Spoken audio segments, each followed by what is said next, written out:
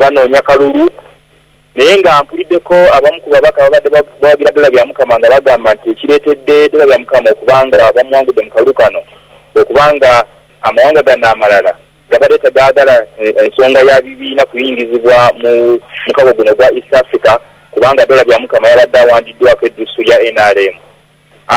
Ku mulundi guno Uganda yebadde erina omukisa ogw'okulonda sipiika. Kyasalibwawo nti omukago guno gw'amawanga ataano Tanzania ye yasooka okubeera ne sipiika, kati sipiika abaddewo Kenya, Uganda yebadde erina okuddirira naye okuba nti amawanga gali amalala abiri erya Burundi ne Rwanda babadde ng'omukago guno bakaguyingira. Wabaddewo omukyala eyabadde avudde Burundi nga naye nga ayagala kwesimba ku kifo kino naye twakitegeddeko kuva ku babaka ab'e Burundi President Pierre Nkurunziza olwakitegeddeko n'amulagira ave mu lwokaano luno. Oyo Jingo Francis nga mu kiseera kino ali Arusha ekya Tanzania. Bwetudda wano kkooti etaputa amateeka olwaleero egobya omusango ogwaleetebwa ebibiina by'obwannakyewa nga byagala gavumenti ewalirizibwe okwongera ssente mu by'obulamu bw'abantu. Kkooti mu nsala yaayo egambye nti Paalamenti yerina obuyinza okuyisa amateeka ku gavumenti. Ebibiina bino okwekubira enduulu kyava ku bungi bw'abantu naddala abakyala n'abaana abafiira mu ssanya. Kati bano bagamba nti bagenda kujulira mu kkooti eddako. Dini Lubowa nebisingawo. Ebibiina by'obwannakyewa ebisoba mu 30 byawabira gavumenti nga byagala waakiri ewalirizibwa ebitundu 15 eby'embalirira y'eggwanga biweebweyo eri ebyobulamu. Abakazi bangi abafiira mu ssanya so nga n'abaana abafa nga tebannaweza myaka 5 bangi. Kino kirowoozebwa nti kiva ku kya gavumenti obutateekayo byetaagisa mu malwaliro. Puliida ku ludda lwa gavumenti yategeeza nti oludda oluwabya omusango guno lugutaddemu ebyobufuzi era bw'atyo yagaana okubaako kyaddamu mu musango guno. Oludda oluwawaabirwa era lwasaba oludda oluwabya okuleeta obukakafu obulaga nti okufa kw'abantu bano kuva ku butafaayo bwa gavumenti. Abalamuzi 5 babadde bawulira omusango guno nga bakulembeddwamu omulamuzi Mpagi Bahigaine bategeezezza nga kkooti bwetalina buyinza kulagira gavumenti nsimbi mmeka zerina okugabira ebitongole eby'enjawulo era ne babawagaabuwa okwemulugunya kwabwe bakutwale mu Paalamenti. Abawomya omutwe mu musango guno basazeewo okujulira kwabwe bakwongereyo mu kkooti eddaka ey'oku ntikko. Bonga bo babadde basobola okuva ne bagamba nti engeri abakyala bano gye bafaamu nga bazaala kitegeeza nti eddembe lyabwe ery'obwebange era eriwaweebwa mu ssemateeka libagiriddwako. Naye ng'abatwala omusango tugenda kweyongerayo mu Supreme Court tukole appeal ne Supreme Court naye tufune ensala yaayo. Dini Lubowa Sava, NTV Akawungeezi. Egguliro eryo likomekereza ekitundu kyaffe ekisooka. Tugenda kuwummulamu katono ddala oluvannyuma nkomawo n'ekitundu ekyokubiri tovaawo. Jennifer Musisi ayogedde liizi ya Ssentebali ku ddembe yagabibwa mu bukyamu. Ab'e kwe bakooye baagala ssentebe ne Kaawo balekulire.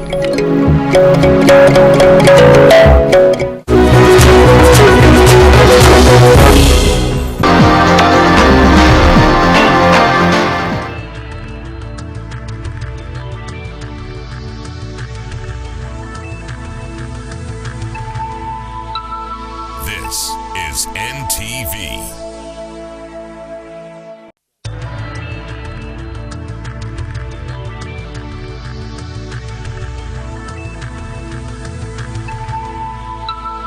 This is NTV.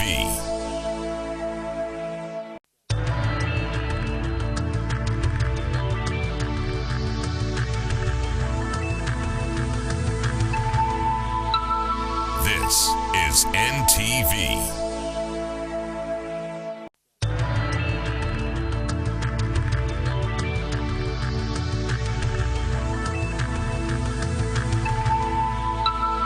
This is NTV.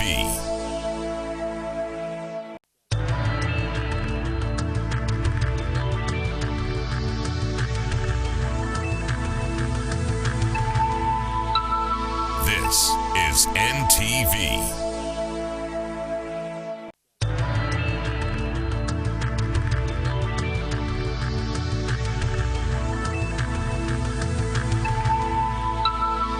This is NTV.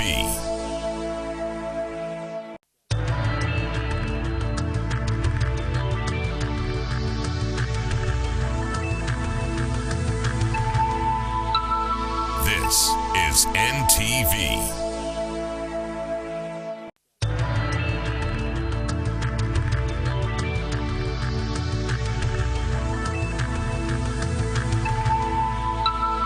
This is NTV.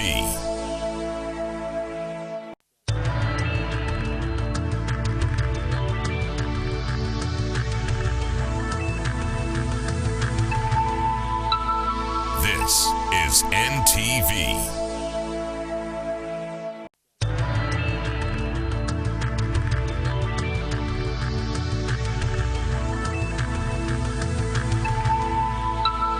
This is NTV.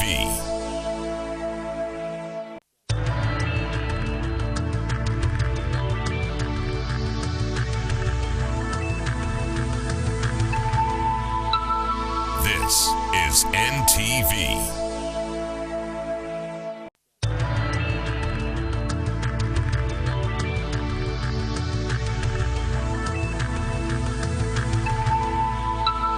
This is NTV.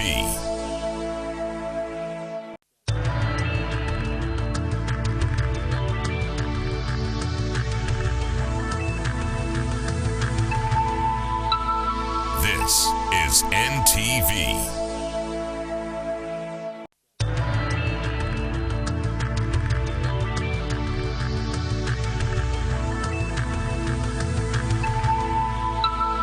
This is NTV.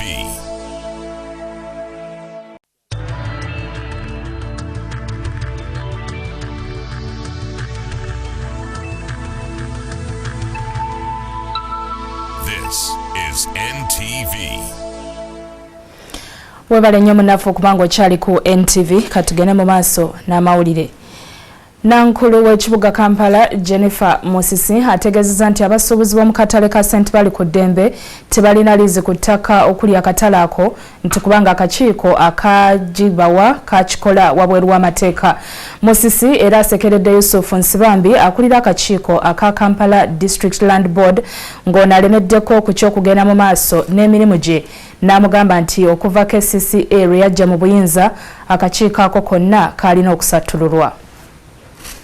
Ennaku z'omwezi 28 omwezi ogwedde akakiiko k'ettaka mu Kampala kasalawo okuwa abasuubuzi b'omu katale ka St. Bali ku ddembe liizi ya myaka 10. Bino byaddiira okwemulugunya okuva mu basuubuzi nga bemulugunyiza KCCA eyali eremeseza enteekateeka zaabwe okwekulaakulanyiza akatale. Wabula essanyu ly'abasuubuzi liyinza obutawangaala kubanga ssenkulu w'ekibuga Jennifer Musisi agambye nti tebyakolebwa mu mateeka. Nawuliddeko aba physical planning abagamba nti plot ezo ezoogebwako ezigambibwa nti zaaweereddwa owino actually plots za Nakivubo Channel somwala gwe bataddemu. Agamba nti okugaba n'okugula ettaka konna okwakolebwa ne Kampala District Land Board nga KCCA emaze okujja mu buyinza nti ebyo byonna byakolebwa mu bukyamu era kwatanisedde okubuulirizibwako. Obutategeeragana mu basuubuzi ebiwayi eby'enjawulo era ffe kye twagamba nti beetereeze nga neeno tuteeka ekyapa nabo beetereeze babe nga bakkaanya tumanye nti ekyapa ekyo bwe kirivaayo ne kiweebwa abantu tebagenda ate kubaawo bakaaya n'abali batubbye bali bakoze eki kamba beetereeze. Okusinziira ku Musisi olukiiko olukulirwa munnamateeka Yusuf Nsibambi luliwo mu bukyamu. Etteeka bwe lyakyuka Kampala neeba nti tekyali district. Ekitongole kiyitibwa Kampala District Land Board kyali tekikyasobola kubeerawo mu mateeka era nti ensonga za Kampala ezikwatagana n'eby'ettaka zibirina okukolebwako Uganda Land Commission. Twategeeza aba authority ne tutegeeza n'aba Kampala District Land Board kuba nabo baafunako ku bbaluwa eyo naye twewuunya okulaba nti ate aba District Land Board baagisambajja ne baga nti Solicitor General byayogera si bitu. Sabbiiti 2 eziise poliisi yagunda mu ofiisi z'olukiiko luno n'efunye abakozi baamu bonna nga kati beegune ku kizimbe okuli ofiisi za Lord Mayor. Julius Senkandwa, NTV.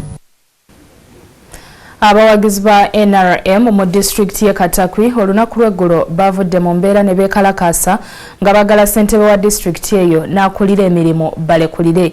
Bano kigambibwa nti bayitiridde okudibaga enteekateeka z'okwekulaakulanya ssaako okukulupya ssente z'omuwi w'omusolo. Walter Elakas nga ye muwandiisi w'ekibiina kya NRM e Katakwi yakulembeddemu. Abatuuze beetoolodde enguudo z'omu disitulikiti zonna nga bakutte ebipande ebirabula ssentebe Robert Engot ne Kawo Milton Kato. And I've paid 1.8 million for my 36 acres to be cultivated up to now 3 months since March. And I'm tired. There is no work being done and I've missed my cultivation season for this year. Poliisi yabadde bulindalo okukakkanya embeera. So I think that's why I was saying we should continue with the discipline we started with.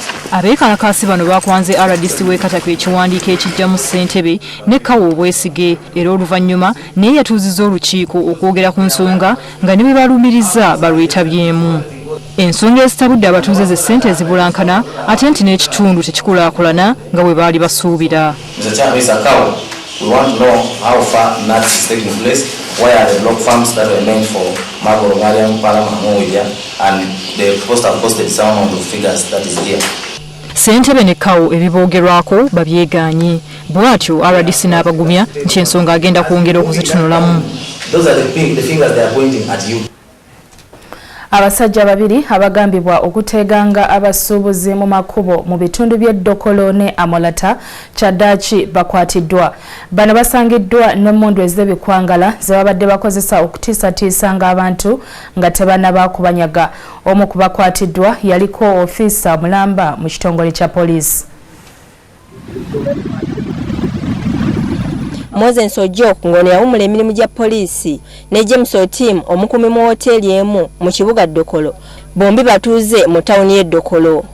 Bakwatiddwa mu kikwekweto ekyakoleddwa oluvannyuma lw'abantu okwemulugunya ku ky'obubbi. Kigambibwa nti bano ne bannaabwe abalala abakyanoonyezebwa babadde basuula emisanvu mu kkubo ekiro ne banyaga abasaabaze mu mmotoka. Basangiddwa n'emmundu bbiri kyokka nga zonna za bikwangala. Emmotoka eno gye babadde batambuliramu. Ojoko yawumula emirimu mu kitongole kya poliisi era alina emisango gy'obubbi. Mu kkomera yavaayo nga bamweyimiridde ku musango gw'okubba obukadde 150 obwa kampuni ya Mukwano Industries. Nga bwawere nemba n'ogwo omusango era agenda kugulwako omulala nagwo ogw'obubbi. NTV Akawungezi kyagenda mu maaso. Tugenda kuwumulamu katono tukomewo n'agava mu kisaawe ky'ebyemizannyo oluvannyuma lw'obubaka buno togenda wala.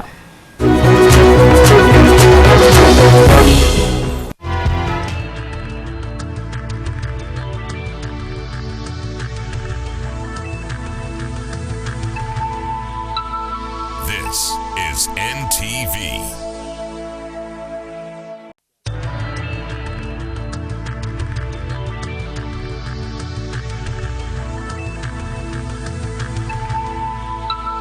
This is NTV.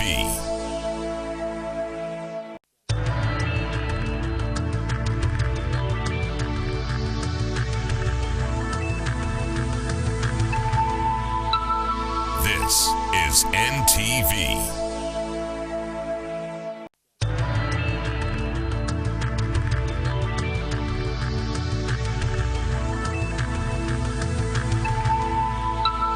This is NTV.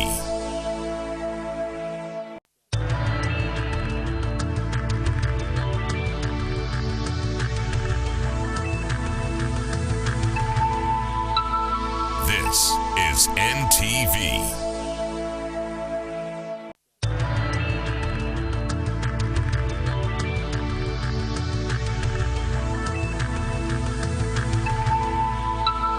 This is NTV.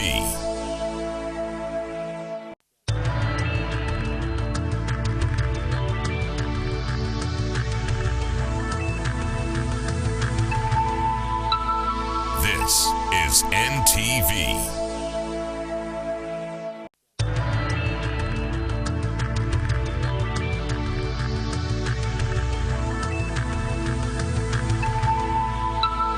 This is NTV.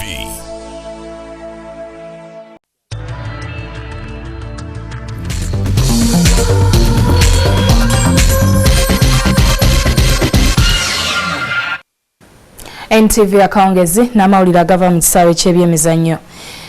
Ebule ennaku 3 zokka omupiira wakati wa Uganda ne Senegal guzanyibwe kuno. Kyokka ne gyebuli eno ekibiina ekifuga omuzannyo ogw'omupiira wano mu ggwanga kifufa tekinnakakasa kisaawe ekimupiira guno mwe gugenda kuzanyirwa. Tukitegeddeko nti abaddukanya ekisaawe ky'eggwanga eky'Ennambole basabye obukadde 80. Fufa egamba nti ssente zino tezirina era nti ebaddeko mu woofiisi za gavumenti ez'enjawulo naye tennaba kuvaayo kantu konna. Singa tewali kikolebwa omupiira guno gwolekedde okusambibwa e Nakivubo. Fufa etandise okukola enteekateeka y'okujja emipiira gya ttiimu y'eggwanga mu kisaawe ky'Ennambole bagize Nakivubo okutandika n'omupiira gwa Senegal ogw'okulwomukaaga luno. Kino kiddiridde Fufa n'abatwala ekisaawe ky'Ennambole okugaana okukkanya ku nsimbi Fufa zirina okusasulira ekisaawe. Abafufa bagamba nti wadde nga bandibadde ekisaawe kino bakikozesanga bwereere ku ttiimu y'eggwanga babadde nga bawaayo obukadde 30 buli mupiira naye ab'ekisaawe ne bakyongeza okutuuka ku bukadde 80. Tetulina buzibu because waliwo costs ebintu ebisasulibwa nga tukozeseza Nnambole, so tugamba ezuka tuzisasule tuziweeyo naye bo baagala kukola magoba because nabo balaba ene opportunity bwe balaba nga abantu bajjudde Nnambole bo batunuulira ngeri ki nabo gye basobola okufuna ku ssente ezo. Wabula abawagizi bakiikidde gavumenti ensingo olw'okuluubirira okukola ensimbi mu ttiimu y'eggwanga ate nga yo gye yandibadde eyamba. Kati ekisaawe oba kya gavumenti ng'ate national team ya gavumenti lwaki bawanika emiwendo egyo ne batasobozesa kulaba nti national team erina okusambira mu kisaawe ekyo abawagizi basobola okulaba. Kati abantu abawagazi b'omupiira banaabasalako batya nti ate bongeze ssente olw'okuba waliwo limiti namba ey'abantu abalina okubeera mu kasaawe akatono kiba kijja kitya. Ebyo nga biri bityo yo Cranes esuubira okutuuka ku kisaawe Entebbe ku ssaawa 4 ez'ekiro. Kino kiddiridde ttiimu eno okulwa okutuuka e Nairobi ng'eva mu Angola ennyonyi ebadde erina okubatuusa ku ssaawa emu n'ebaleka. Sam Mpoza, NTV Akawungeezi. Uganda yakukiikirirwa abavuzi b'eggaali z'empaka 6 mu mpaka z'amawanga ezigenda okubeera e Rwanda ku nkomerero ya sabbiiti eno. Abavuzi bano abakulembeddwamu Nakinku Twaha Matovu Leon basimbudde olwaleero ku bugaali bwabwe okwolekera Rwanda. Bano basuubira okumala ennaku 2 mu kkubo era nga bakusula e Masaka ne Kabale nga tebannayingira Rwanda. Gari zetugendako ziri ku kalenda y'ensi yonna baziyita kwita izina USAI to the tour nga zitandikira Kigali zigende Egisenyi eboda eri Egoma ne Rwanda. Guno si gwe mulundi ogusoose okwetaba mu mpaka zino tubadde tujja tuzivuga. Okujjako ku mulundi guno tiimu tukola okuzimba tiimu eyaba musaayi muto. Tusuubira okuva wali n'emmotoka nga batuwelkaminga ku boda bwe kinaaba kiganye tujja kuvuga okuva e Gatuna tugende e Kigali. Zibra Senyange aludde ng'azannya ebikonde by'abayiga mu ggwanga amaze n'abyamuka era n'ategeeza nga kati bwe yeegasse ku abo abazannya eby'ensimbi. Senyange y'omu ku bazannyi abateereddwa ku lukalala lw'abagenda okuzannya ebikonde nga 29 omwezi guno nga Big Strikers batongoza okudda kwabwe mu nteekateeka z'omuzannyo guno.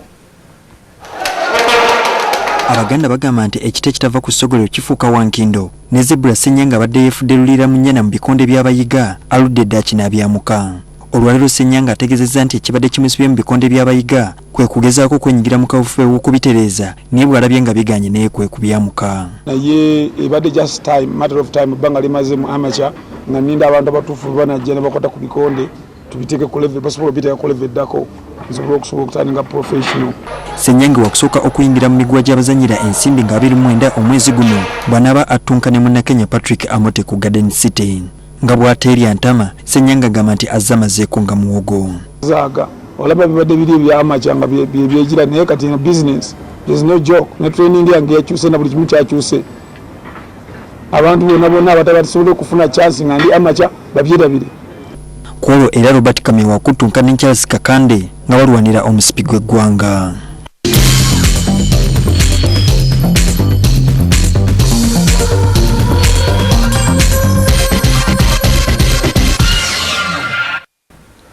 awamu negguliro eryo NTV akawungeezi bwetyo bwegenze olwaleero. Tuddamu olunaku lw'enkya ssaawa y'emu omukutu gwe gumu n'olwekyo tovaawo. Ssaawa 3 mawulire mu lulimi Olungereza. Ndi Hatima Nalugwa Sekaya, tosubwa on the spot munsonyiwako katono. Hatima Nalugwa Sekaya, tova ku NTV, sula bulungi, weeraba.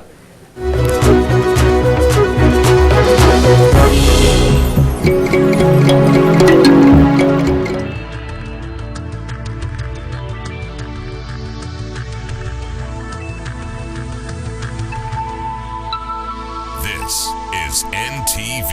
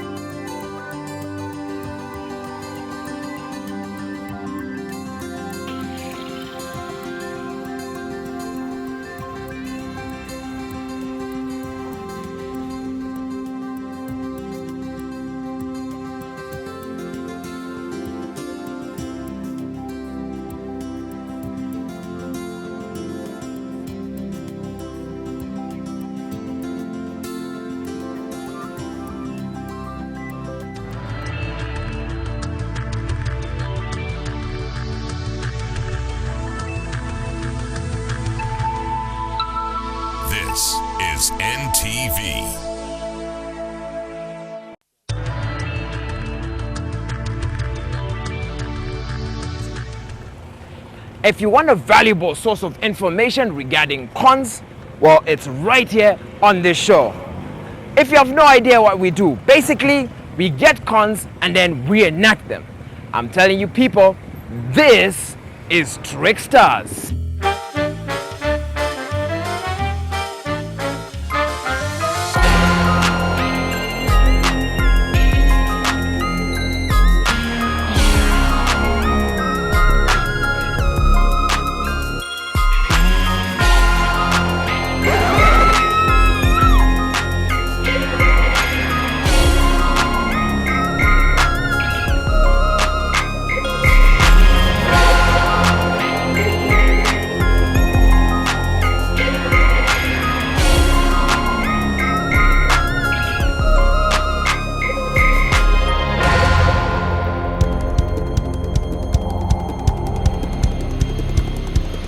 Last week on Tricksters, Richard's dream date went up in smoke. Hello? Hey. Kakati Anita ngina soka mtwale mserena. Olwa mtwale mwanjenwa. I'm going to give her them.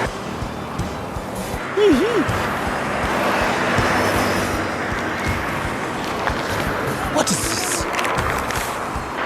Hatuna kunuka chukula. And how Richard's TV turned into bricks. I brought a TV from where? From Kampala. Quality. Richard. Richard. TV. You're back. TV. What's the pictures? TV. I brought a TV from Kampala. Quality. Quality images. From Kampala. From Kampala. TV from Kampala.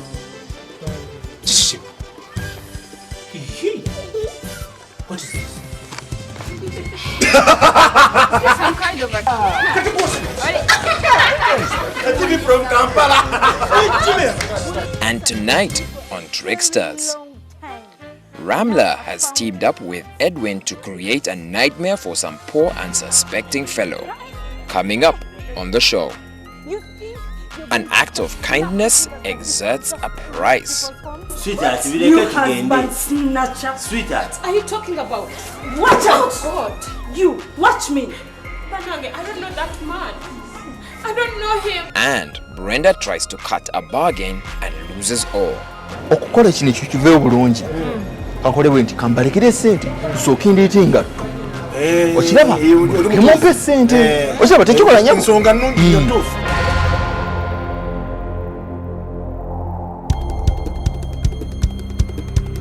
Now, some conmen take the conning business as a business venture. You see, they have con managers, con directors, con secretaries, even con shareholders. This is how they play it. The con managers come up with the cons. Then the con directors divert attention, while the con secretaries ensure that everything goes to plan. The con shareholders, well, they simply cash in. Are you confused? Have a look at this next skit. It'll all make sense. As I wonder, when will I ever buy a car like this one? Tulonda kubanga tetukyakuyita katukubu. Bukyanga tulonda. Musajja kyogo kakazi. Kazi mukuula. Kakiba kagikuula kwani? Kagijjewo. Here comes somebody. Kapia. Sajjalika emmotoka. Eyo yakava mu bondi eyo. UAN. Eyo. Simanyi ezo ze Benz. Motoka kyeki. Kati ayenza obuuza nze nawe. Bana, it's very nice. It looks new. Esajja kyo kiwoma okukuula ekyo. Okubba on'okuteekamu emputtu ya motoka kizu nabba ku motoka. Naye neera sirina Nabano. Ipu. He has put the keys in the right hand pocket. Have you seen the keys? Obedda amulaba. Damu. Olinda ki? Genda. Kiwedde era mulandoozi okitegedde. Ntegedde ate munaye nazze kola. Right hand pocket. Don't try. I know. Tokwata ewalala anti oyinza okwerabira nonoonyeza mu left right nangu wakigire bye good luck thank you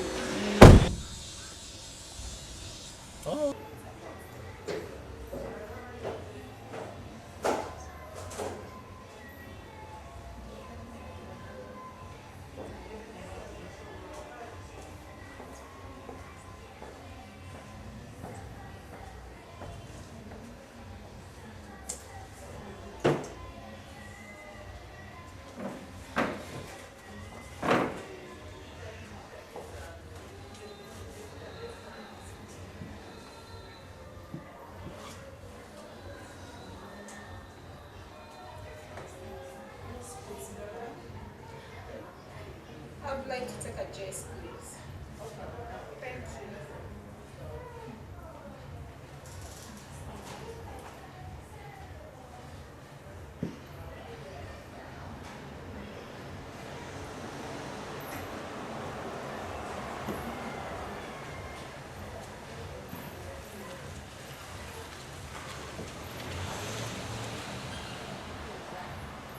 Thank you, please.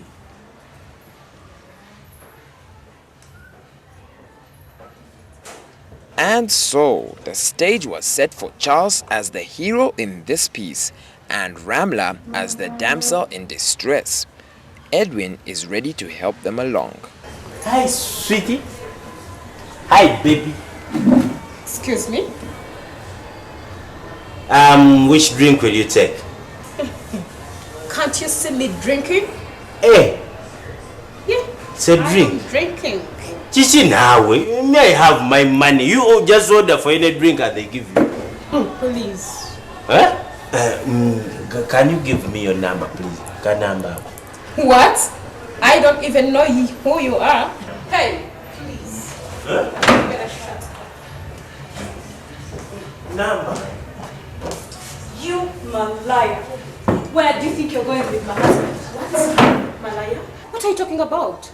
Husband? I've been suspecting you for a very long time, and now I've found you. What? Please. Sweetheart, Sweetheart, tugende. You think you're going to just snap your fingers like this and just wreck people's homes? Sweetheart, you husband snatcher. Sweetheart. What are you talking about? Watch out! God. You, watch me. Banange, I don't know that man. I don't know him. In fact, that gentleman is my witness. Excuse me, sir. Yes, please. Is she saying the truth? Yes, she is. Okay, and in fact, that man just walked onto her table. By the time you came in, she was about to go out. Really? Yes. Sweet. Madam.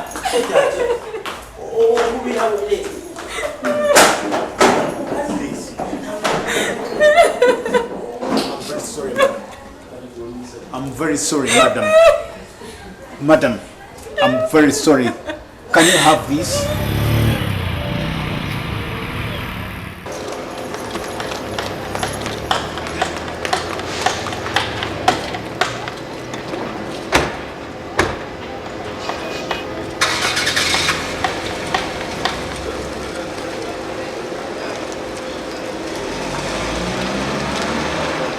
Oh, my goodness. Like a true hero, Charles rises to the situation. No. I'm very sorry for what has happened. Okay? Please, take my word. Please, take my word. No. So, as Charles was busy confronting Ramla through her ordeal, she was busy relieving him of his keys. Very bad. Okay? Cool down. Take your heart. No. Please. No. Oh, my goodness. Take your heart. Take your heart. Please. Don't shoot me. Hey, so soon? Excuse me. Excuse me. So soon? Just hold on. Just hold on a bit. No. Just hold on. Just hold on. It's very bad. This is my card. Okay? Just ring me when you need any help, please. Thank you. Okay? Please.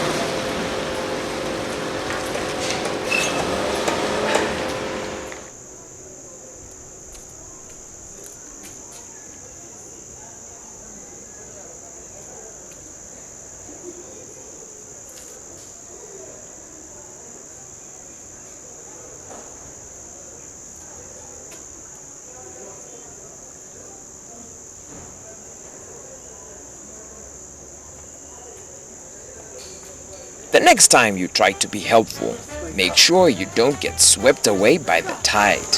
Where is my car? Where is it? Where is my car? Oh my... Women. Men can never seem to do without them. Now, usually I have great advice for you. This time I have simple advice. Men, stay away from beautiful women. No, wait, that's bad advice. What can I say? Just be careful.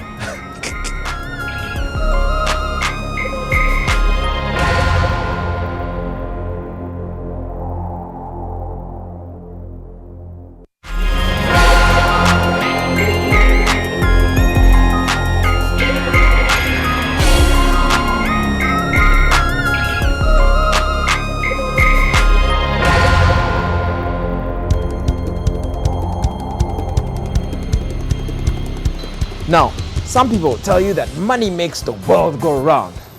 Tell you what, I'm actually beginning to believe so.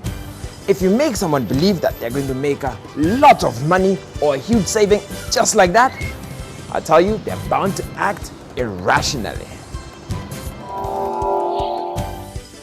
Everyone loves a treat, and an excellent way to treat yourself is to buy something new.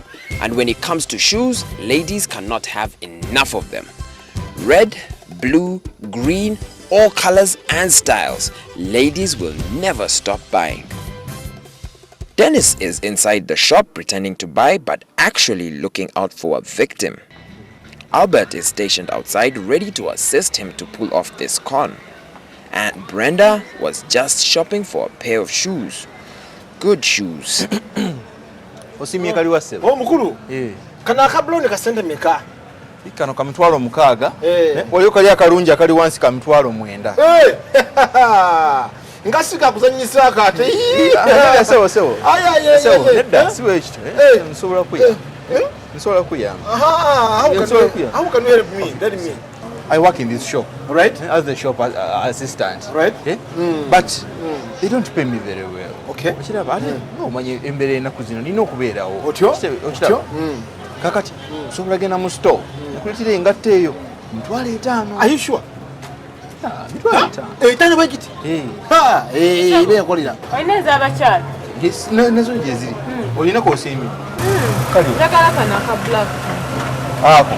Yes, it's American made. It's made in America. Kaliko mitwalo 10. Mitwalo 10?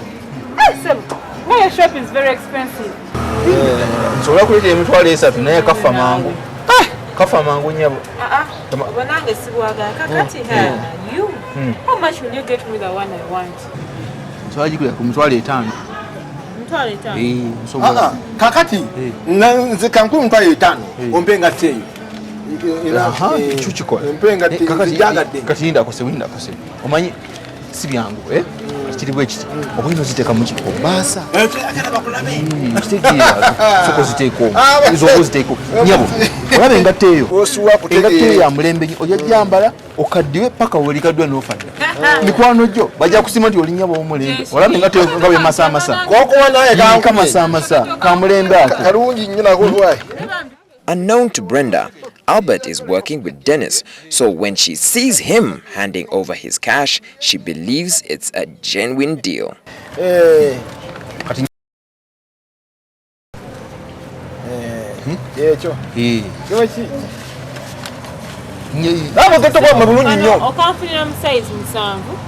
Size musanvu. Yeah, size 7. Size 7. Ukitegeera. Kakati. Waliwo ekirala indako. Nenyinza ogenda eri. Omanyi okukola kino kiveewo bulungi. Kakole bwe nti kambalekere sente nsooka ndiite engatto. Okiraba? Kemumpe sente. Okiraba tekikola nyamo. Nsonga nnungi nnyo ntuufu. Kikola ekyo. Wekwata sente zo zizo. Nyabo. Tokwata zizo. Ngena mu store nsooka ndiite engatto. Muleke mukole ki? Tekira mutawaana. Kitegeera? Size 7. Ako kena kenyini ako kensimye. Oboleta. Kale. Kanzije mu. Kale. Wegatubana obulungi buzibu. Kanataka. Kabulwa bulungi nnyo. Bulungi ddala. Nange zibayita lindowooza. Ara tekabadde kabi kano. I think made in Italy.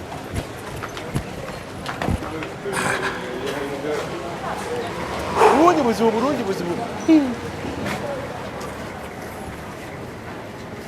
As the waiting grows longer, Brenda feels secure because she believes she still has her money.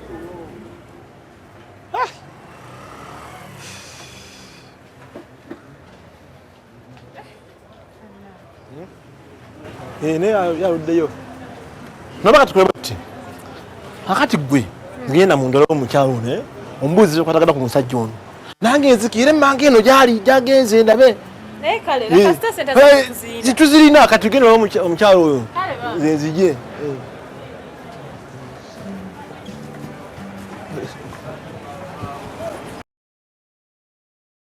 Kale nyabo. Kati mina there's a gentleman I met out there. Angambe agenze kundeteranga to mu store. Oloza natero kudda.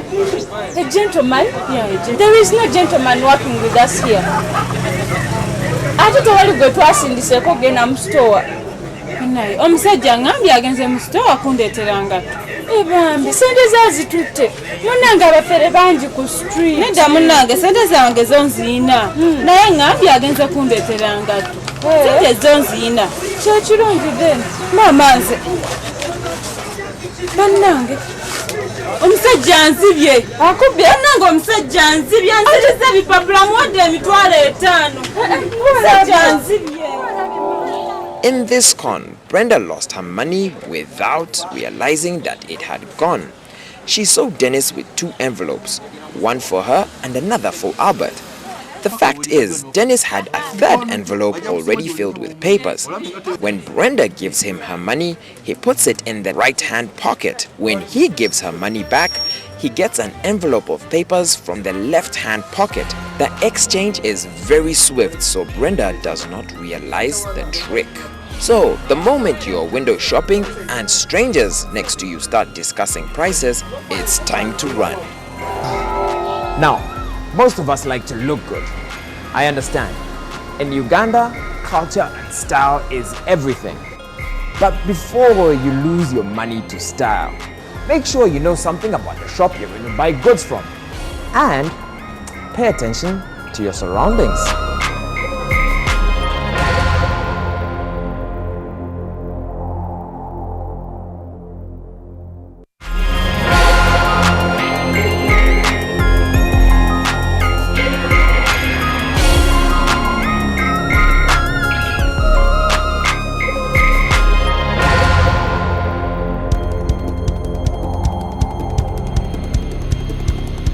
Now, trust is a big issue. Some of us have issues trusting our own friends, let alone strangers. But there are those situations whereby you simply have to throw caution to the wind. Now I'm telling you, those are the situations con men are waiting for.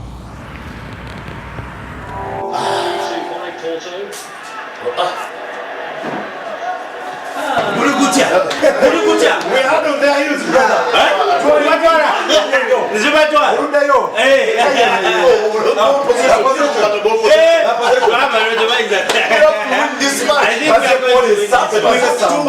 Edwin is ready to embark on his next con. Ronald, his victim, is just enjoying his game like everyone else.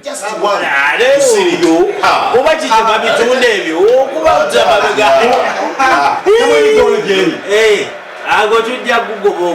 Hey, you have to win it. You have to go back. It's a corner.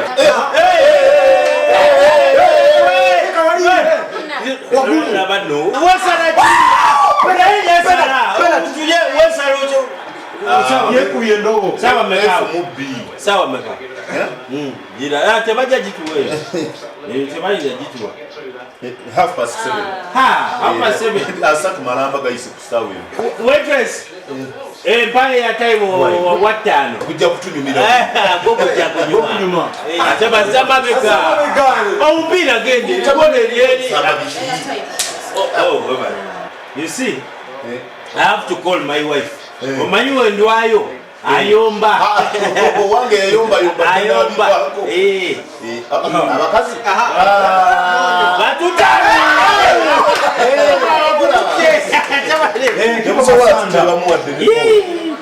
esimu yange tekuliko muliro. Sorry. Give me your phone call and I load and I call her. You want it's okay. Okay.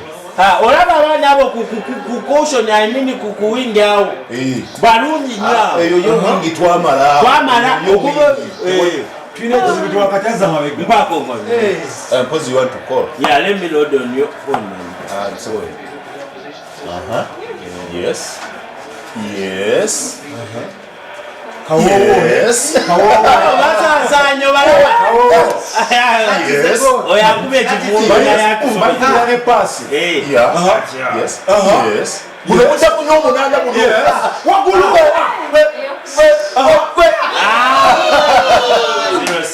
From which country are you? Look at him. I don't know.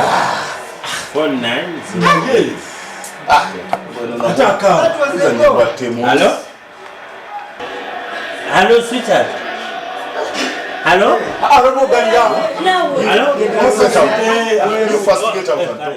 The groundwork done, Edwin is ready to make his final move. You extend. You extend. Go to Ugantu and Ubalekana. Wagulu.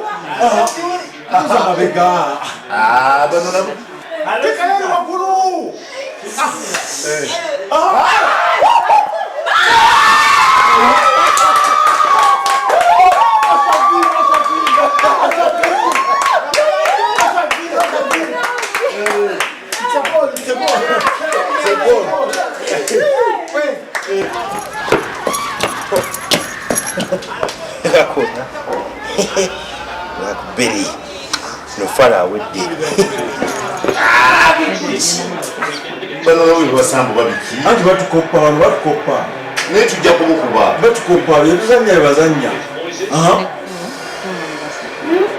As for Ronald, the game has not turned out too well after all.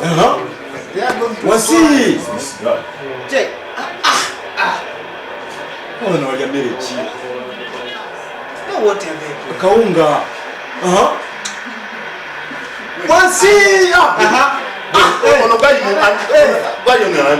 Umgambe fumoa wakunga yukusimu. You can't see. Mwana mto Naziri.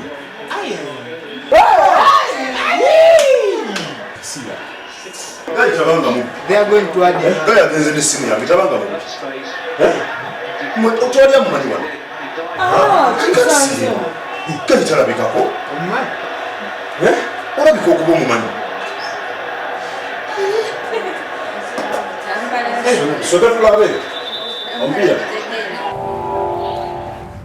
Excuse me. Do you have a phone? Yes. Can I borrow your phone? Yeah. Okay. Thanks. Well, that's it from us here on Tricksters. Don't hold back. Give us your reactions. Tell us what you think. Most importantly, if you've been conned before, tell us about it. Send us an email to tricksters@ntvuganda.co.ug or hit us up on Facebook.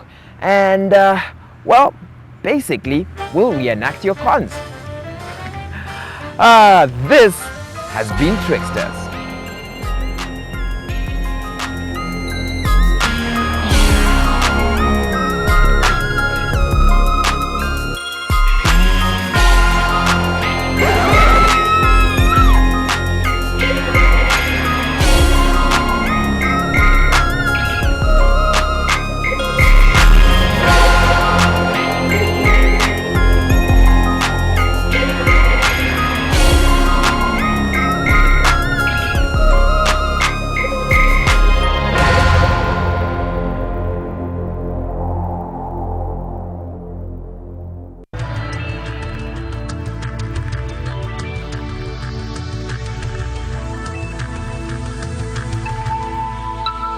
This is NTV.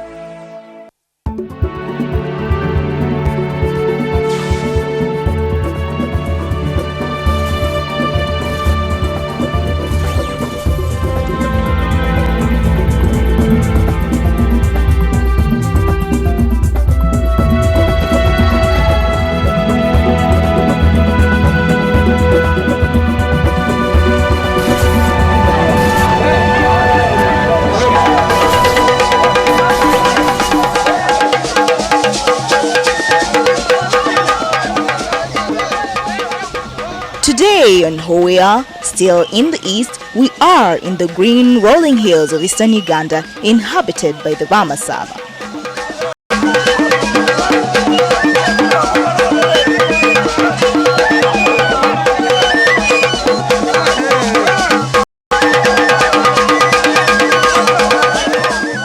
The Bamasaba are a Bantu tribe inhabiting the eastern Ugandan districts of Sironko, Manafwa, Manjia and Mbale. Closely related to the Bukusu of western Kenya, they are mainly agricultural people. The origins of the Bamasaba is not known, but oral traditions carried over generations points at Egypt as the traditional homeland. But this could be the similar epicenter where other migrations from the lower Nile and northwestern Ethiopia took place at the close of the millennium, approximately 900 AD. The current Babukusu migrated from the Bamasaba, particularly from areas around Bubulo in current Manafwa district.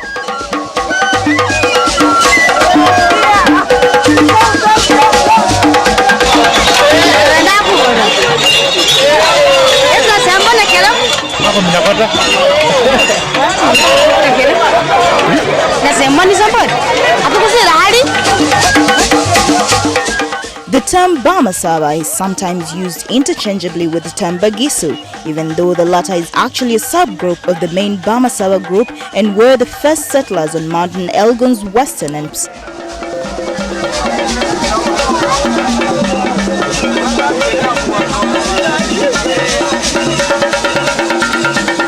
Today we are going to witness an old age famous tradition of the Bamasaba, male circumcision.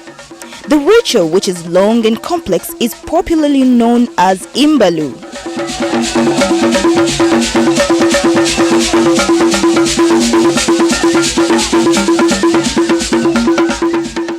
These circumcision ceremonies are held every even year in a 3-day ceremony of dancing and feasting preceding a couple of months' preparations. The initiates are admitted into adulthood and expected to begin their formal contribution to the growth of their respective communities.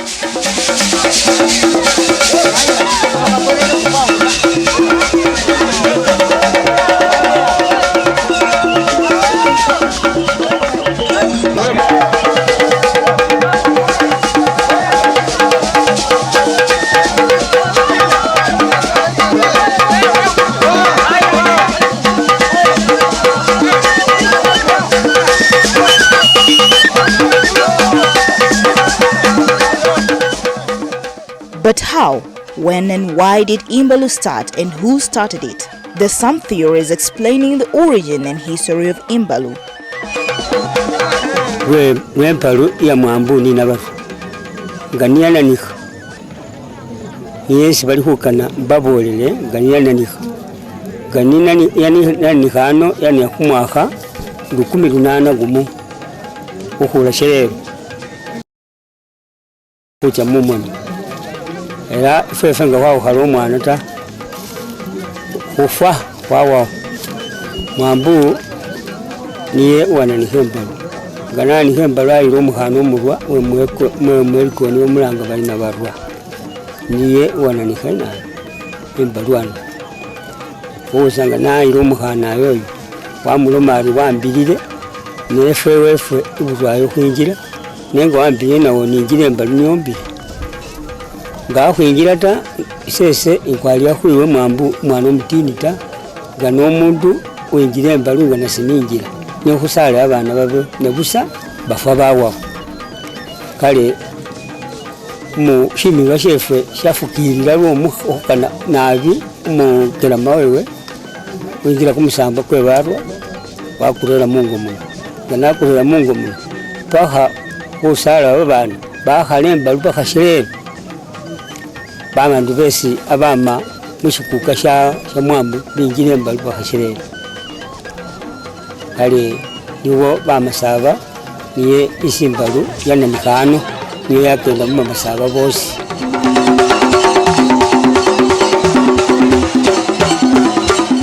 From 1801 to 1917, Imbalu used to take place in odd years.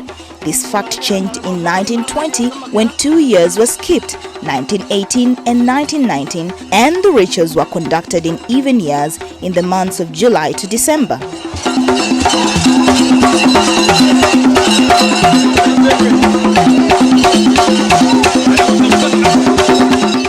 That too is about to change because during these months, children are kept from school to enjoy the ceremonies and festivities.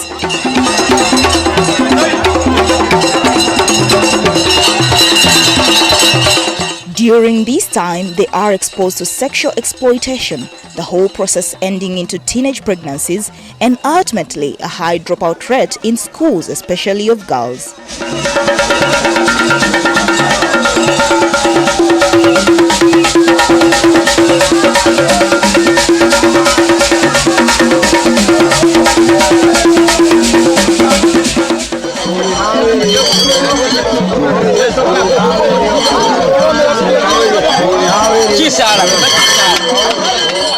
The choice of who has got to be circumcised depends on the following. The novice, referred to as Omsinde, may express his interest to be circumcised. The father of the novice may nominate him for circumcision whether he wants to be circumcised or not, or a decision may be made by the elders to have him circumcised.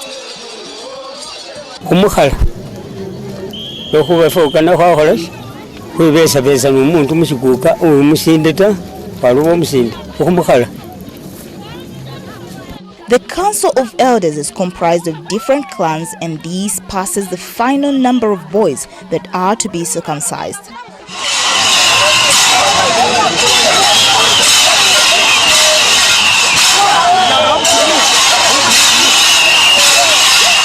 When the final number of novices has been selected and agreed upon, their parents are allotted such that they can start preparing for the celebrations and festivities.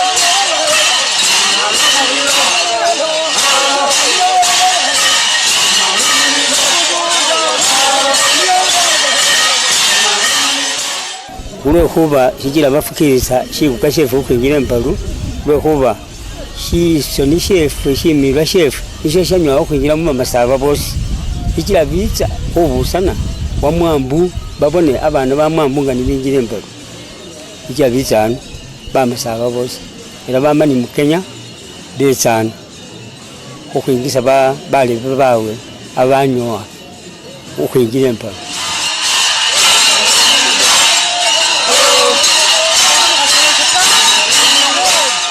They prepare the dress code for the novice, which includes bells and a skin of a colobus monkey.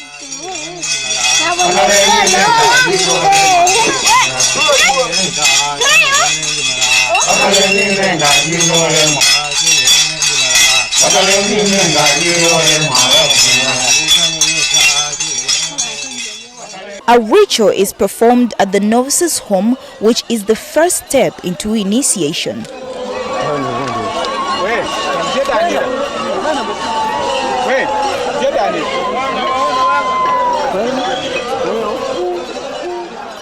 They prepare roasted chicken and roasted bananas.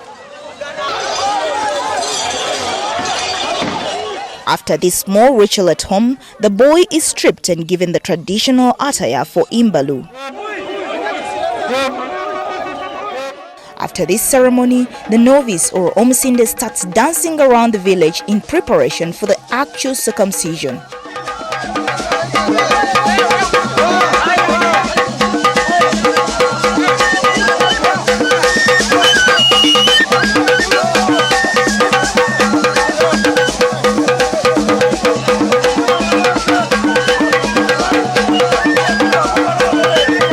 He may be alone or in groups of boys from different families.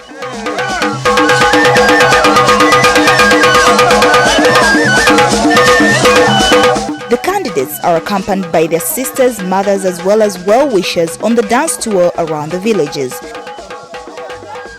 The common dance performed is the infamous Kadodi.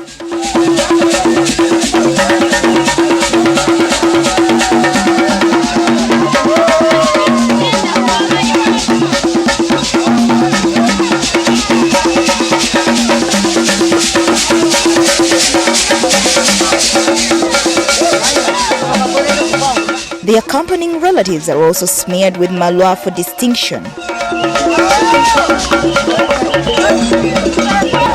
This dancing around the villages used to take place over 6 months, but this has changed.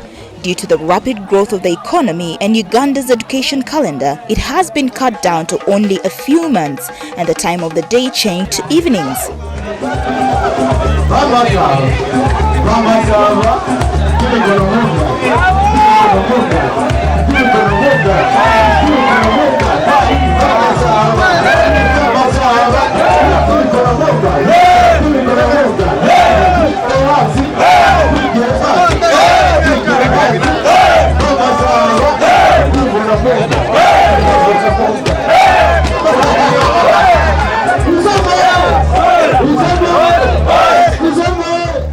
The novices take the evening off schoolwork and engage in the dancing.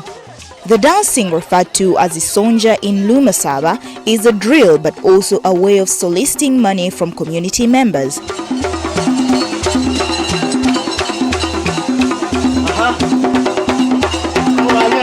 As the days to the launch and circumcision draw closer, the novices are smeared with yeast. They continue dancing. The yeast is an indicator that the novice is left with 2 or 3 days to the last ritual before circumcision.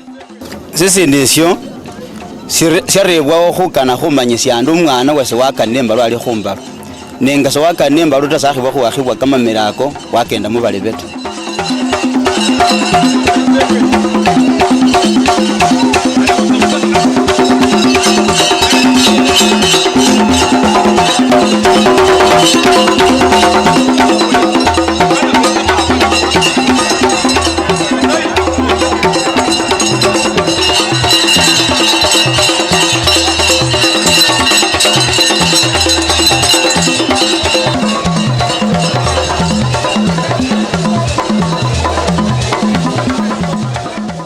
On the last day, various clans converge at a common ground where shrines called Mulusha have been built. The gathering is a sign of unity, demonstrating to the youth about to be circumcised that they are one and must live as brothers.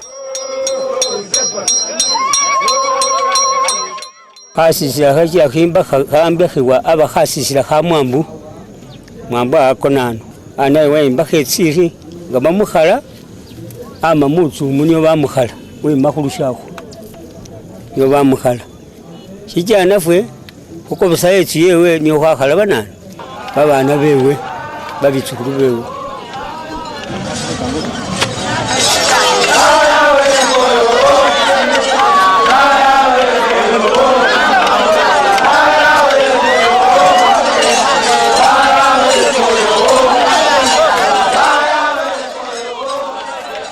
There are several stopovers before their final destination at the top of the hill.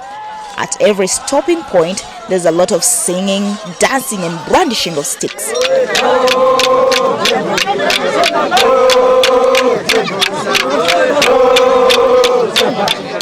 The older youth and men who have experienced circumcision keep saying to the novices, "Ugume, ugume," meaning be firm, be firm.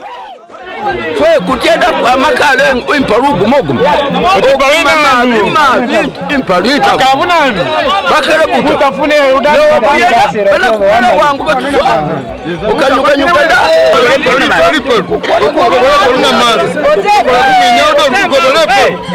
wabone mada yako some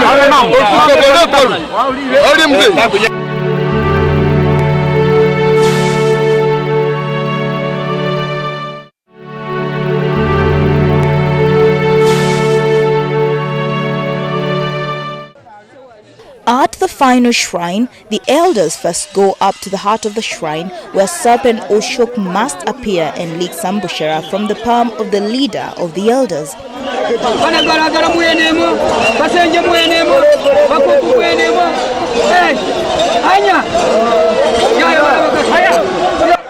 The boys are then blessed by the elders, who spit marwa on their chests. Amarwa gatubayira ago gabagumye emitima gino gibere emigumu agenda aje wano nga ategedde nti ali mugumu ate n'omukolo ogwo gulina amaanyi mangi. Mulimu abawala abatazaala ne bazaala nabo mulimu abalenzi nabo abalenzi nabo bwe batyo kulaba abakyala nga nabo bazine bakaya ate nga buli muntu ayagala bamufuuyeko kati waliwo kyendabye ndabye nga mutadde wansi obusuwa naye amalwa ne gagezaako okuyiika lwaki kati amalwa ag'okuyiika kati tuyise bano abo bona abali wano abaafwa bona nti tubakuŋŋaanya ne bajja mu nsuwa omwo kati amalwa ago bwe tujja mu ne twogera ebigambo kyamugisa okuyiika wansi kiki lwaki gayiika nti aweze essanyu bategedde nti abafu bakutte kati bagakutte kati nabo bali mu ssanyu nabali mu kunywa kati bali mu ssanyu basanyuka gayiika kati nabo bali kunywa. This practice can only be done by men who are father to a boy child. This symbolizes that the ritual will go on well and that the ancestors are pleased to join them in the festivities. Okugwedda nga abakulu bali abajjajja abatuzaala bakolanga bwe batyo n'okutuusa nakati naffe ndio tugusangawo si kwe gusooka gulinga ogwabadde mudodo.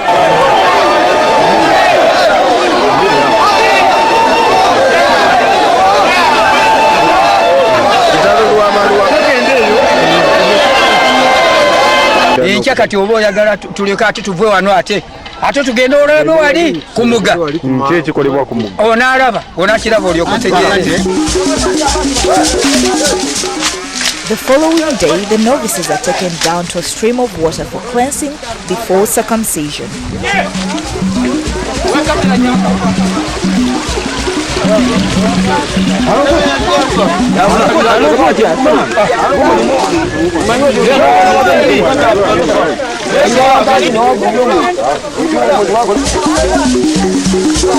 The procession, including their relatives, proceeds to the sacred hearts.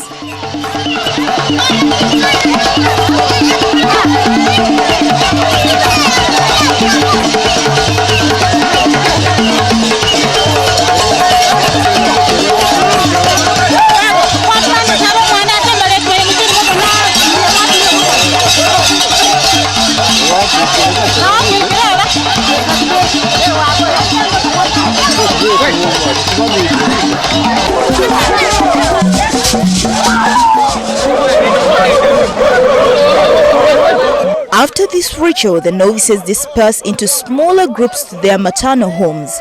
When the novice is finally ready in full costume, he is brought to be smeared with the chime and more yeast. The leader of the elders mixes the chime and smears it onto the novice's chest, arms, legs and back. When the elders have performed this duty, the novices are summoned to jump up and down. The elders have words of encouragement for the novices. Be firm, be firm.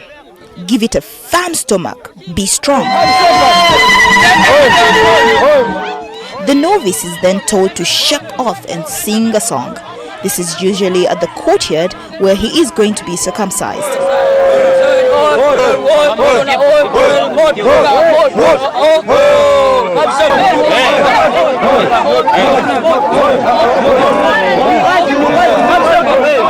All the candidates are given positions ready for the ritual.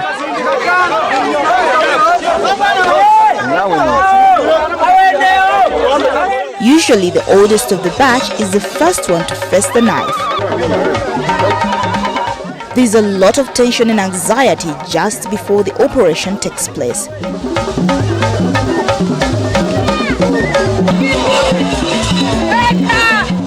The novice then braces himself and makes his way to the circumcision spot. The circumciser or omucheri is told to be ready for him.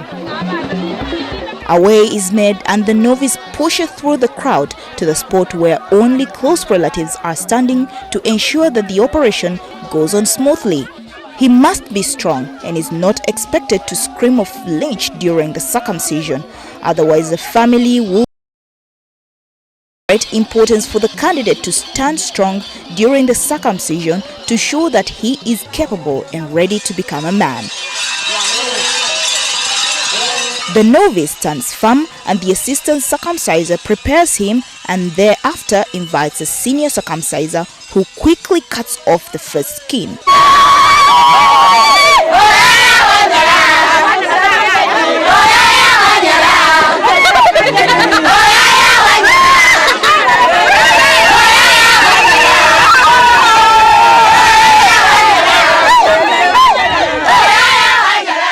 The relatives standing close to him shout words of relief to the adult in the making.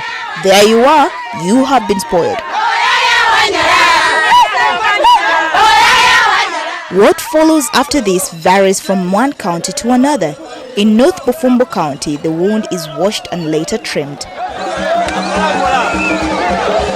The same may also be done in the Central or South at one's choice.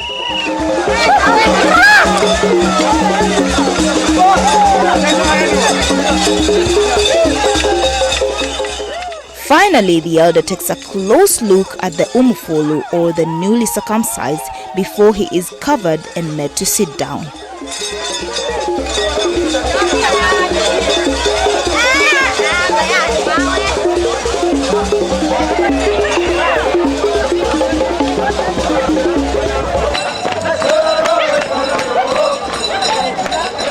If a man, even an elderly one, does not go through this ceremony, he will never be referred to as a man, and he will never earn the respect of the community. Ostensibly, he will actually be cursed until the spirits force him to perform this ceremony.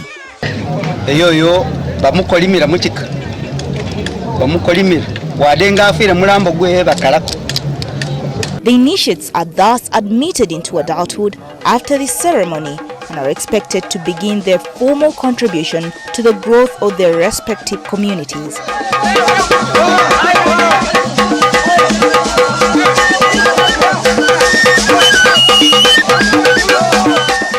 That's it for this edition.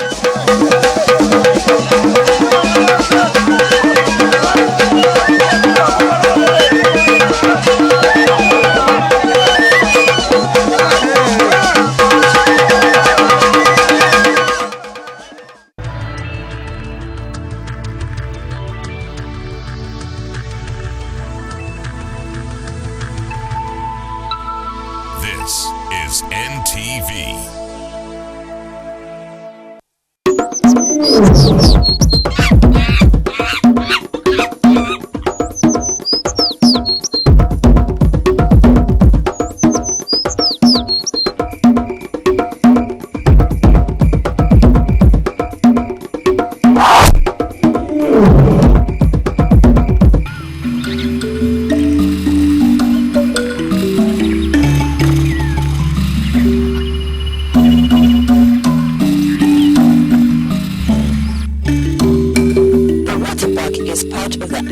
genus and is native to Western, Central, Eastern and Southern Africa. It has a reddish-brown shaggy coat which progressively grows darker with maturity and a white bib under the throat.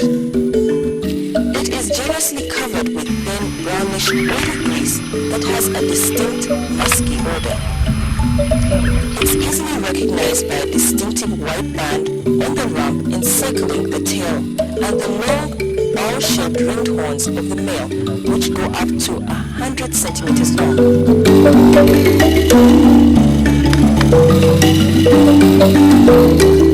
The female has no horns.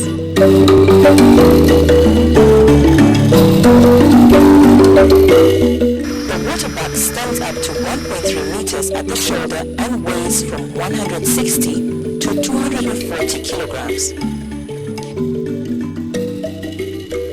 The waterbuck grows in small herds in marshes, scrub and savanna areas near water, where they mainly eat grass and require large quantities of water, hence their partiality to water bodies.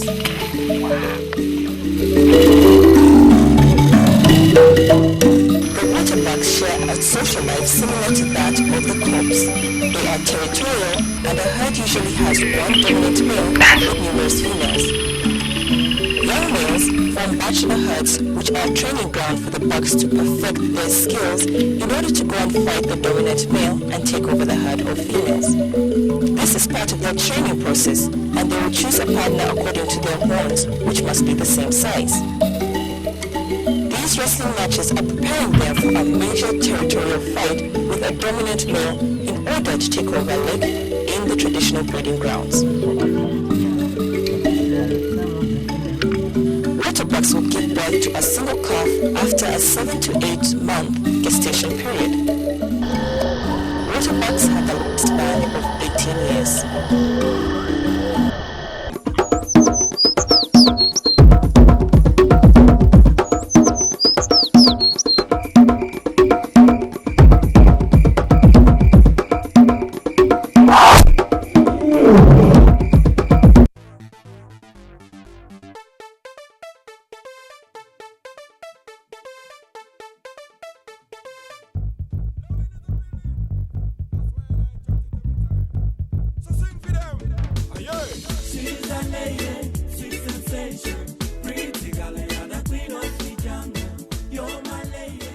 On today's edition of Rendezvous, we're up close with one self-styled Afro-Caribbean reggae pin-up, Amos Kigenyi, and find out who's made it this week on the Top 5 Countdown. Amos Kigenyi, aka General Mega D, is one of Uganda's acclaimed roots artists. His extraordinary Afro-Caribbean beats and reggae melodies have for the past years entertained his Ugandan audience.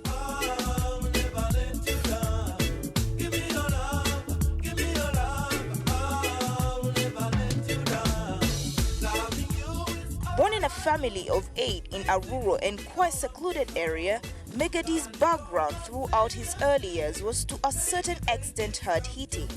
I grew up in a decent family, yeah, and with my mom, who loved me so much, and I loved knowing what was coming around, what was always around me, and my dad there.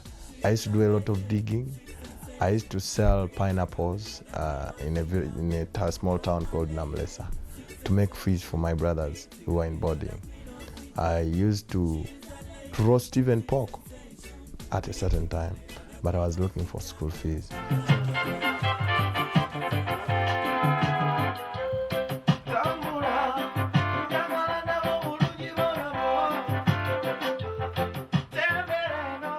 Change, whether bad or good, is inevitable in life. Amos Kigenyi tells the transition to and coining in the name General Mega D. When I was, he called me Mega Boy, and you know, when you're a kid, you feel good, you know. When I got to the University Makerere, I was in Northcote. By then, Northcote was not there. By the time I joined, they had disbanded it as a whole. So they called it in Sibirwa. And we had to find a word for each letter in there. And I was one of the brains behind that. So we started calling it Northcote State is brilliant in its Revolutionary War affair. So it was in Sibirwa now, but it was now in a short form of Northcote, and Northcote in a short form. The only mistake, the only justice they did for us was to give us a name starting with N. So, and as one of the brains there, I think I became a general. I was ranked with the services I offered to the state when I was there. Very active.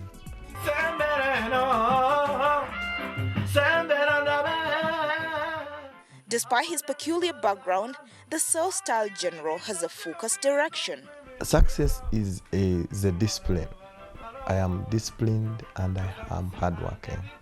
All the time, I am scared of being a poor man because I know what it feels. I've been in that type of life for some time. Mega D started singing way back in 1991 throughout secondary school and carried on to university where he joined the drama clubs.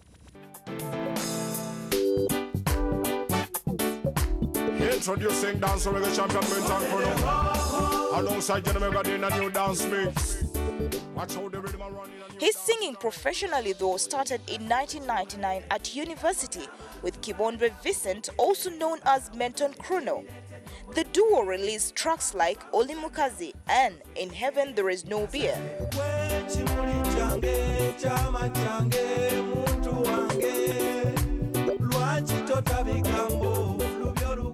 In 2005, Mega D decided to go solo and release his first 9-track album entitled Zendeka. The album had songs like Dimula, Ombulirangako, Love, In Heaven There Is No Beer, and Tutemere.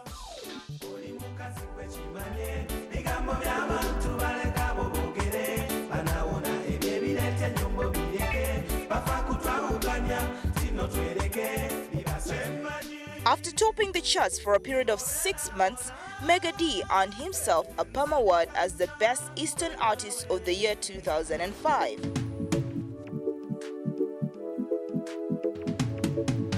Loving is the feeling. That's why I chant it every time. So sing for them. The singing genre recently made a comeback with unique drum patterns and beats in an album entitled Omukwano Gwo. The album has tracks such as Tusangaire, Olimokisi, Ikoniponeso, The Girl I Love, to mention but just a few. You're my lady, sweet sensation, pretty girl, you're the queen of the jungle. Since then, Mega D has released 7 other albums, for example, Echiri Mubere, Wasiwasi, Olimukazi, Karibuni Afande, Nimerudi, Musipige Polisi, and Woman of My Life.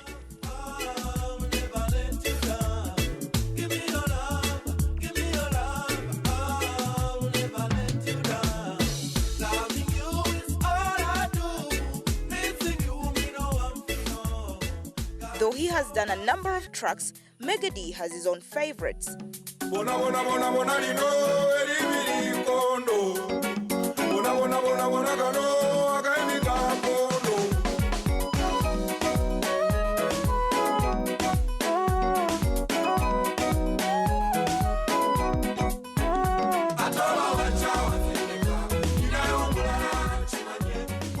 This has been happening to everybody. Everybody has been chucked, and it is a song that has appealed to so many people. Surprisingly, I sing and people are shedding tears. They're saying that is a feeling. You know, they get my feeling.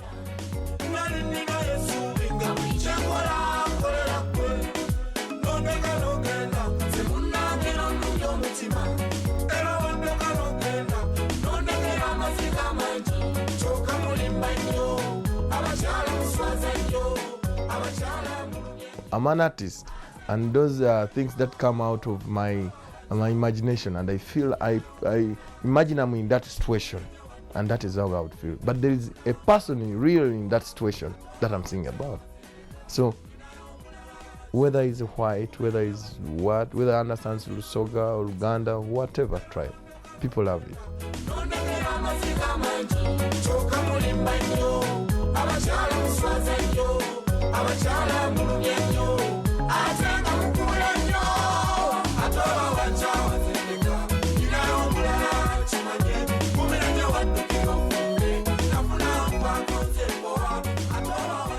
What happens in society? Somebody comes and says, "Lwaki tondeka?" And I'll start. Why are you bugging me every day? You chucked me, and so what? Why don't you go? That is a song for me. You can give me a power statement, and I'll build it. I have a creative mind. I'm a writer, and I'm a playwright. I'm a producer. I'm an actor. So I like writing and exploring more.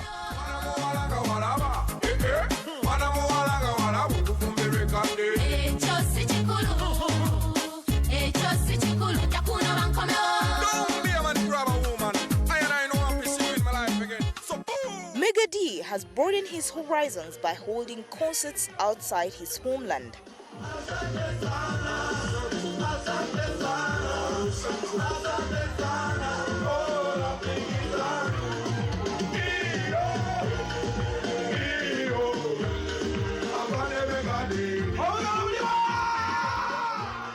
I've been to the United Kingdom for 3 times, and I've been performing there. I'm going to Sweden, Norway, Germany, and I'll be touring the US very soon, starting August. So I'm traveling. My music is reaching out there, so wherever it goes, I'm going.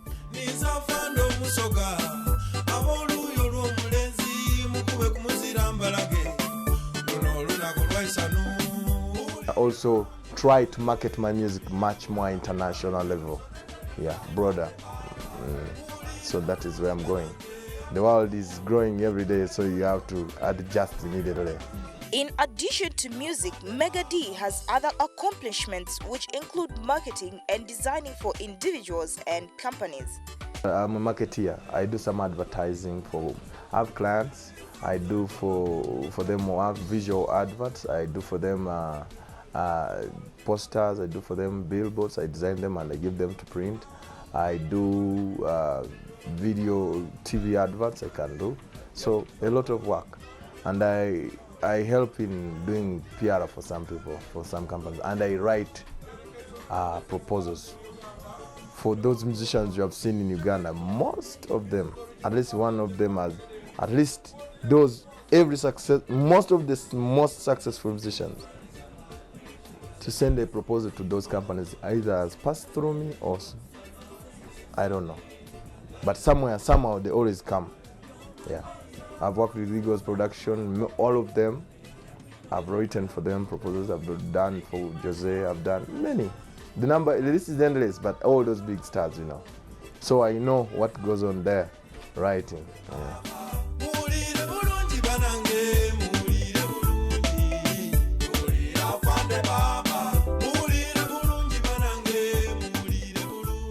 As a result of good management skills, Mega D pedals his life too. I'm in a committed relationship. I have the most beautiful woman in this world. She's called Faith. And very soon we shall be getting down the eyes, I think. Very soon. So like any other serious person, you'll always have to do something special about life. And that is life. You manage. I'm a good manager, so I manage my life as well. So that is part of it.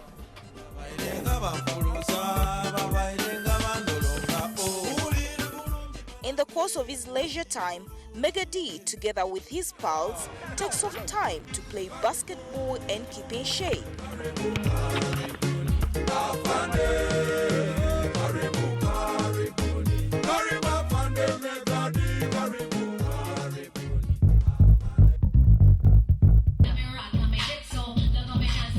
Coming up on Rendezvous.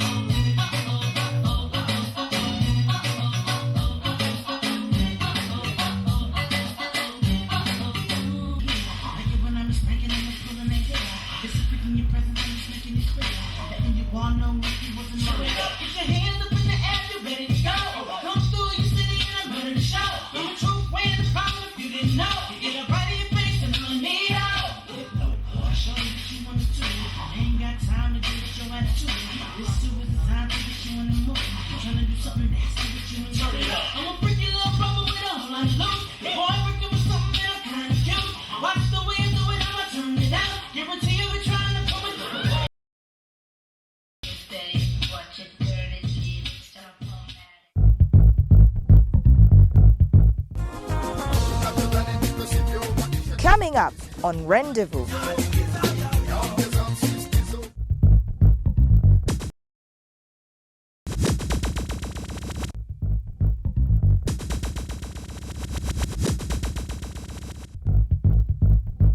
Number 5.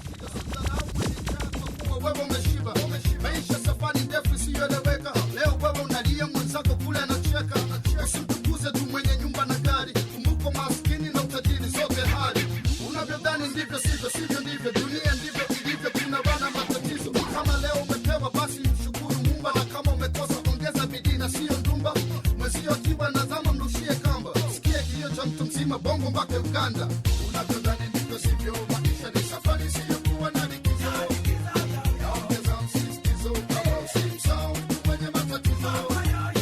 Wapi walikuwa bagi na viulizo, walioitwa maskini leo wamezipata, imekuwa sivyo ndivyo. Sibabala estimate and to appreciate, no matter situation persevere and tolerate. Don't get hooked by debate, that is life no matter what it can. Number 4. Zukuka mama wabana ngatadamu yasimula isumulule mama wabana ngatanyika nabagambo muchala kanafa tubadde tusiba kiwani banjimba nga bampita zulu mama wabana bamuzika nabulamu abasibe kiwani yatapu nze wano mu Kampala byansobera dda byomasiba kiwani nze musite byantabula dda byomasiba kiwani ne mu ghetto byansobera dda byomasiba kiwani kyalo ne site byantabula dda byomasiba kiwani kiwani kiwani byomasiba kiwani kiwani kiwani byomasiba kiwani.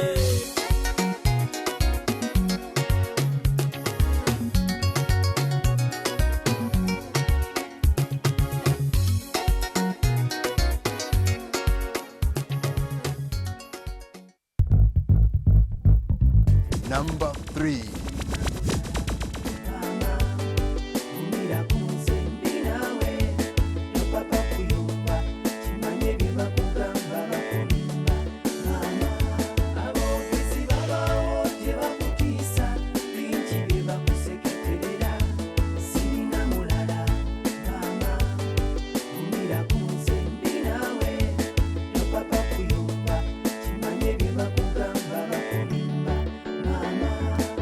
Bulamu bwange mama ebyo bye baliko bulimba nakuwa obweya mu butakusobyanga nedda ensonga gye wamatira naawe laba tebwefuna batabuza batalina kisanga befudda bawabula batulemese wamma kuba bye banjogerako ndaba bifundu mama topapa kugenda mpuliriza mukwano sirina mutawaana.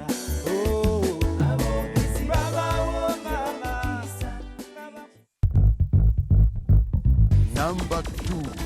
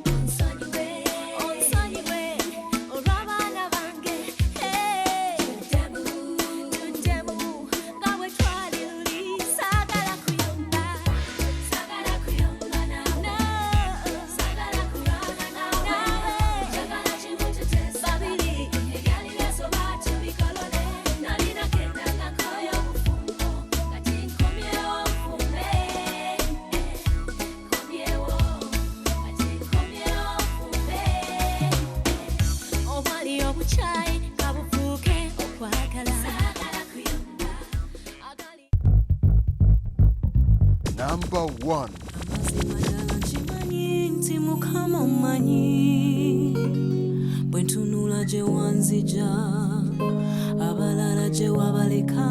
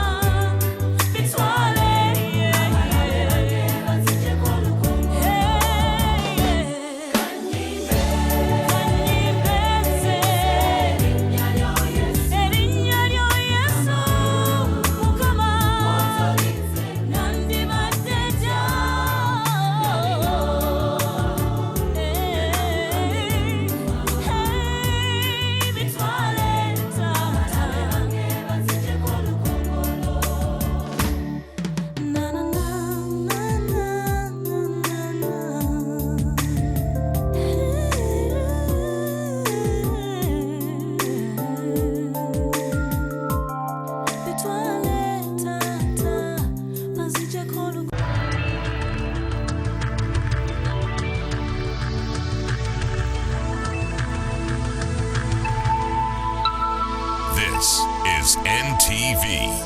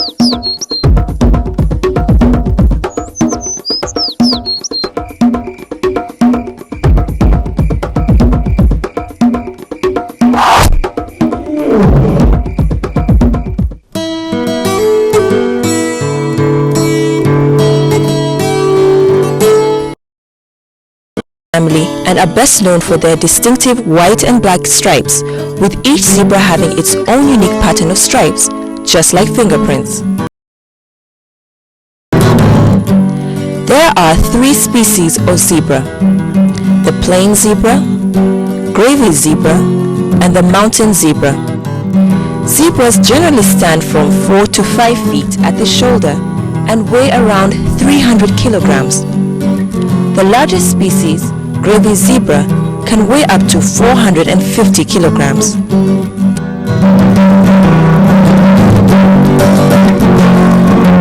Zebras can be found in a variety of habitats, such as grasslands, savannas, woodlands, thorny scrublands, mountains, and coastal hills.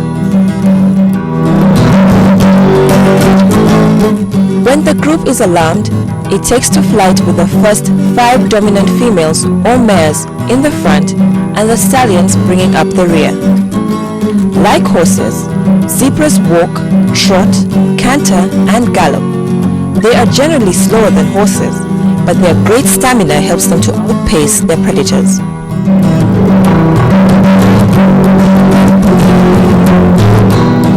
Bachelor males either live alone of other bachelors until they're old enough to challenge a breeding stallion. Like most animal species, female zebras mature earlier than males, and a mare may have her first foal by the age of 3. Zebras have a gestation period of 12 months.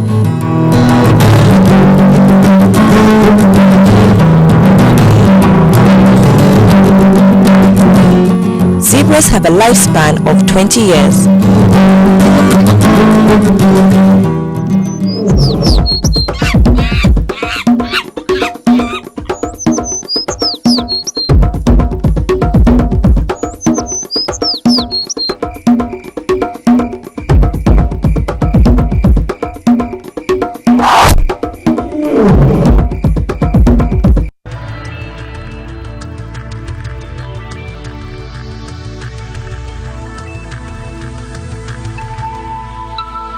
This is NTV.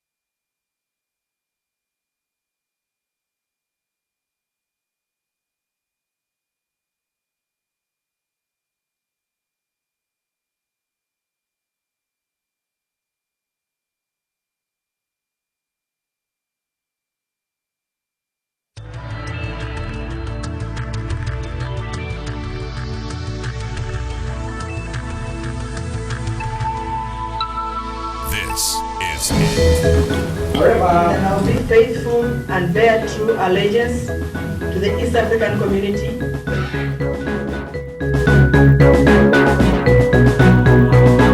As her party NRM and is elected Speaker of East African Legislative Assembly.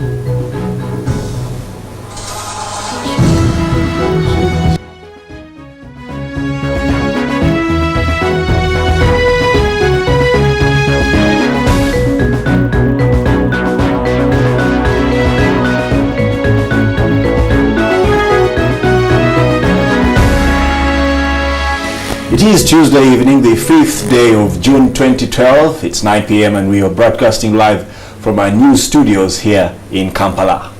You are right on time for NTV Tonight. Now tonight, from the underdog to the first ever female Speaker of the East African Legislative Assembly, NRM's Margaret Ziwa defied the party position to contest for the elections, but against all the odds has today emerged victorious after the surprising vote in Arusha.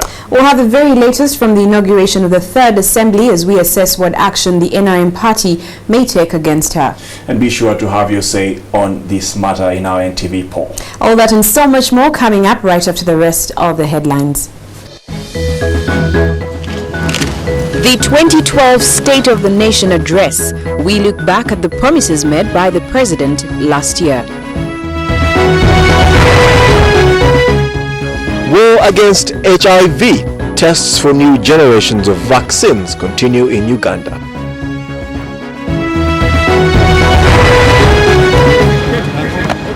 FUFA considers shifting the Cranes-Senegal match from Nambole to Nachivubo. We tell you why.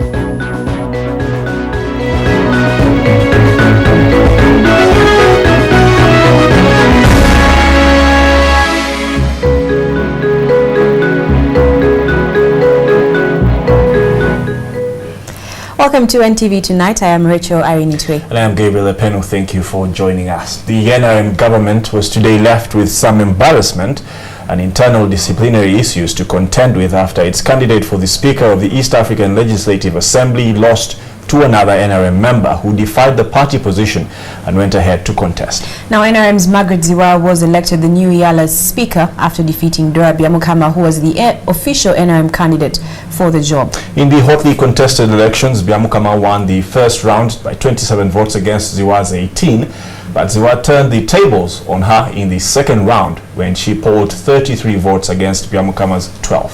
And as Jingo Francis reports from Arusha, immediately after her election, Ziwa was sworn in and went on to discharge her first duty of swearing in all the new Yala members. From Arusha, Tanzania, Margaret Ziwa is now the Speaker of the East African Legislative Assembly. Ziwa has defeated Dora Byamukama with 33 votes out of 12 votes for Dora Byamukama. Ziwa Margaret Nantongo, do swear that the hotly contested race has seen divisions within NRM members, and the Speaker of Parliament Rebecca Kadaga was also in the attendance. Sources within the NRM members told NTV that President Yoweri Museveni failed to endorse a candidate and ordered that the two ladies should compete for the seat. It was our opinion as a system that Dora Byamukama and also the consultation we had made would serve as a Speaker for Uganda. It was now Uganda's opportunity to take up the position of the Speaker. After the election of members to the East African Legislative Assembly, all member states have converged here in Arusha, Tanzania for the swearing in and also elect the Speaker for the Parliament. And contrary to what some Ugandan thought that one candidate was to be endorsed, two Ugandan ladies were rocking horns over the seat. Integration has reached a stage at which we can even now democratize. We didn't know that they would come here and fail to do what to agree. Interesting is that Ugandan MPs using their personal money flooded Arusha, coming to witness the two iron ladies stretching their political muscles for the hot seat. And when the matter was put to the vote, Margaret Ziwa emerged winner with 33 votes. And we got 12 votes. Honorable Ziwa Nantongo Margaret, 33 votes. I want to thank my sister Dora for being there also to give true democracy this very important function. Ziwa was installed Speaker of the East African Legislative Assembly and thereafter carried out the swearing ceremony of the members. Jingo Francis, NTV, Arusha, in Tanzania. Jingo Francis in Arusha. Meanwhile, the election of Margaret Ziwa as the Speaker of the East African Legislative Assembly has turned the NRM establishment back home. Though some MPs blame Ziwa for defying the party position, others argue that it was a clear indication of the lack of cohesion within NRM. Agnes Nandutu reports. Dora Byamukama, a seasoned female lawyer and legislator, was the preferred candidate amongst the Yala contestants from Uganda. She garnered more votes in both the NRM primaries and the elections in parliament. She was also endorsed by the NRM party to contest for Yala speakership. But like it is said in the Bible, the last shall become the first. Margaret Ziwa, who garnered the least votes in both the primaries and the general elections, has become the first and won the Yala speakership, a move that has surprised many MPs in parliament. MPs blame her for having backtracked on her original position not to contest for the speakership. They also blame Dora Byamukama's loss on the party. The processes and the confidence people have in the words that people say. I was personally surprised because we talked in the open and on the basis of those discussions and consensus, many people voted. She could even have lost it. She won by one vote, and actually I voted for her. She could have lost it, but on the basis of some of those discussions, she won, and she went on to do very well in the four parliaments. She performed very well, but well. That is politics. These are lessons for some of the people. I think as NRM we have got to sit back and reorganize after seeing what has happened. Dora Byamukama was designated to go and contest for NRM as an NRM candidate for speakership in the East African Community in Arusha.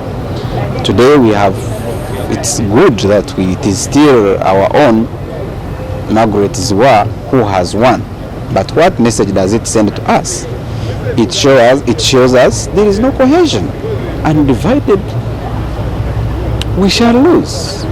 But there are also claims that the team that was sent to Arusha to campaign for Dora Byamukama failed to do their job. But what was very surprising and astounding to me is that some of the people who actually went on her campaign team, some members of parliament and people who went to campaign for her, I'm told they are actually the same people who are campaigning her. They are the people who undid even what she had. That maybe she would even have done better without that campaigning team. Ziwa becomes the first woman speaker for the East African Legislative Assembly. But the fact that Ziwa contested for this seat as an independent, it remains to be seen if the party leadership will crack a whip against her for indiscipline. Agnes Nandutu, NTV, Parliament. So Margaret Ziwa defied her party NRM and went ahead to defeat the official candidate Dora Byamukama to be elected the Speaker of the East African Legislative Assembly, and that's the focus of our interactive segment NTV Poll tonight. And we are asking, should NRM take disciplinary action against Ziwa for defying her party and contest for the position of Yala Speaker?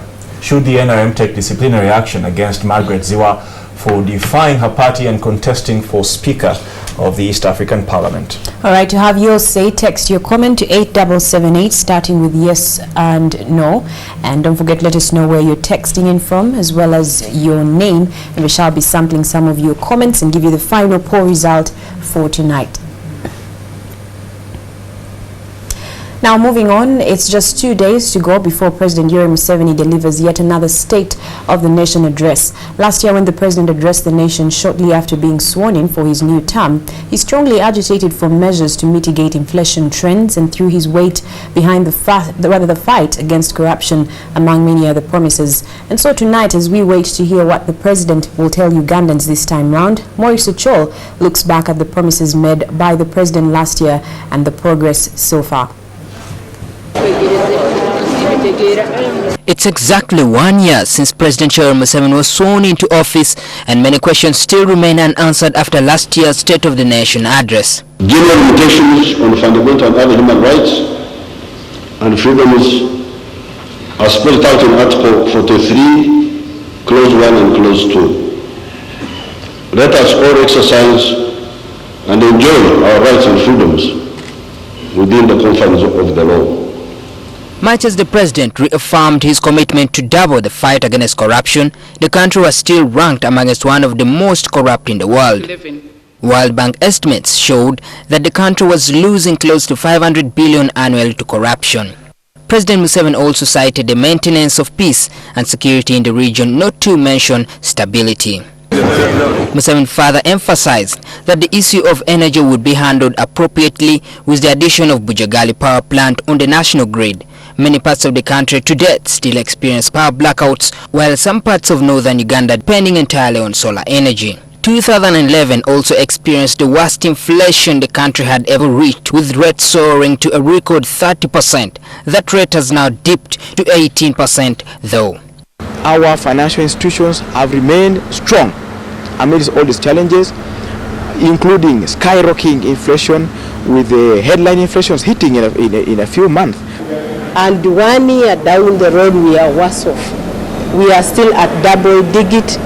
We reached 30% inflation. The prices skyrocketed. We went into scarcity. The NTV government is very committed to fighting corruption. That is why you now see ministers stepping aside, you see ministers resigning, you see ministers investigated about corruption. 1 year down the road, the human rights record is even worse. And the president and his team are even attempting to move worse bills in the House. Analysts argue that some issues put forward by the president are not tangible enough and results cannot easily be achieved. It's pointless having one part of the country, one section of the population doing very well, and a large part of it not doing very well. And I think that we need to begin to work towards equilibrium and stability in our government. Whether these expectations have been met or not, what Ugandans want to see this time round are tangible promises. Maurice Ochol, NTV. For the first time in 2009 in Thailand, scientists were able to demonstrate that a vaccine against HIV and AIDS could work. The world was happy, and the latest now is that it is going to be tested in Africa, but only in South Africa and Mozambique. Now, the U.S. military's HIV research program in Uganda, the Makerere University Walter Reed Project, is tasked to test newer generations of vaccines that could potentially work everywhere. For now, Uganda, Kenya and Tanzania are carrying out a phase 1 trial study to test 2 vaccines on 80 volunteers for a period of 18 months. The rate of HIV among 16,000 volunteers in Thailand reduced by 1/3 over a period of 3.5 years in the individuals that had received the vaccine. 1 year after vaccination, actually 60% of the volunteers in that trial were protected. This success meant that there was a possibility to find suitable products that would work in Africa. Studies to redesign the vaccine to work on the African continent were begun, and now the Thai vaccine will be tested in South Africa and Mozambique. In southern Africa, there's only a single subtype of HIV, a single type that circulates, just like in Thailand. In Uganda, there are many different types of HIV that circulate, so it would be very difficult to take the vaccine that worked in Thailand and retool it to work for East Africa, or for that matter, for West Africa. An opportunity, according to Colonel Nelson, the director of U.S. military HIV research program, to look into newer vaccines that can potentially work everywhere. When that testing is done, Uganda will definitely be part of those studies. Uganda has for long been part of the prevention activities, not just with vaccines, but drugs and with microbicides. We think Uganda will continue to help lead Africa into an AIDS-free future.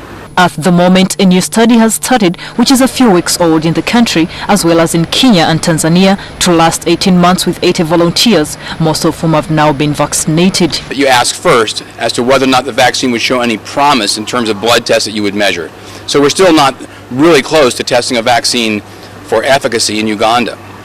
but I think we're going to be there probably in about 4 years. Behind me are members, part of a larger team here in Uganda, that are working tirelessly to see to it that maybe in the near future, Uganda could contribute to finding a vaccine against HIV. As much as you can try with drugs and condoms and other prevention activities, ultimately it's going to take a vaccine to beat this infectious disease. For now, hopes to have Uganda an AIDS-free country are still grim until a vaccine is found. Florence Nalimba, NTV.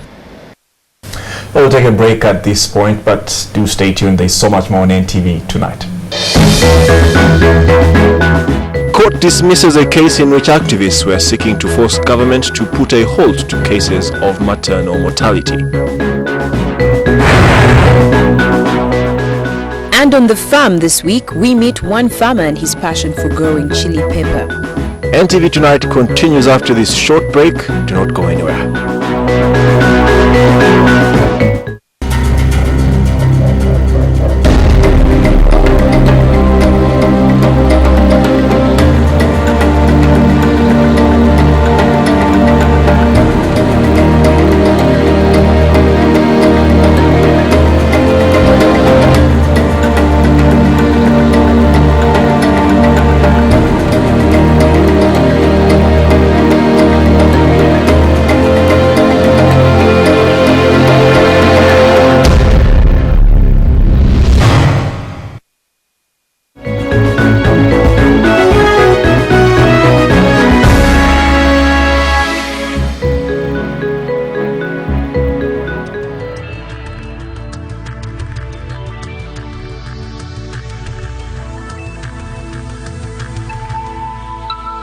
This is NTV.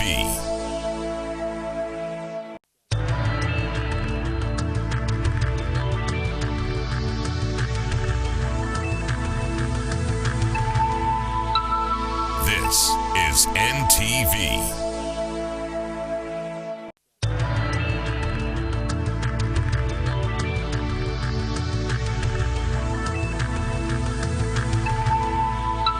This is NTV.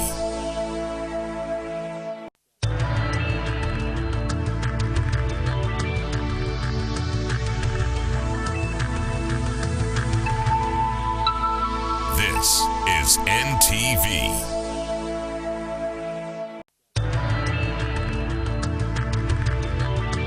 This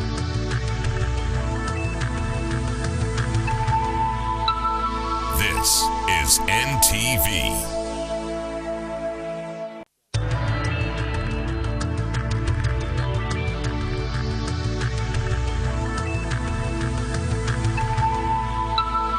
This is NTV.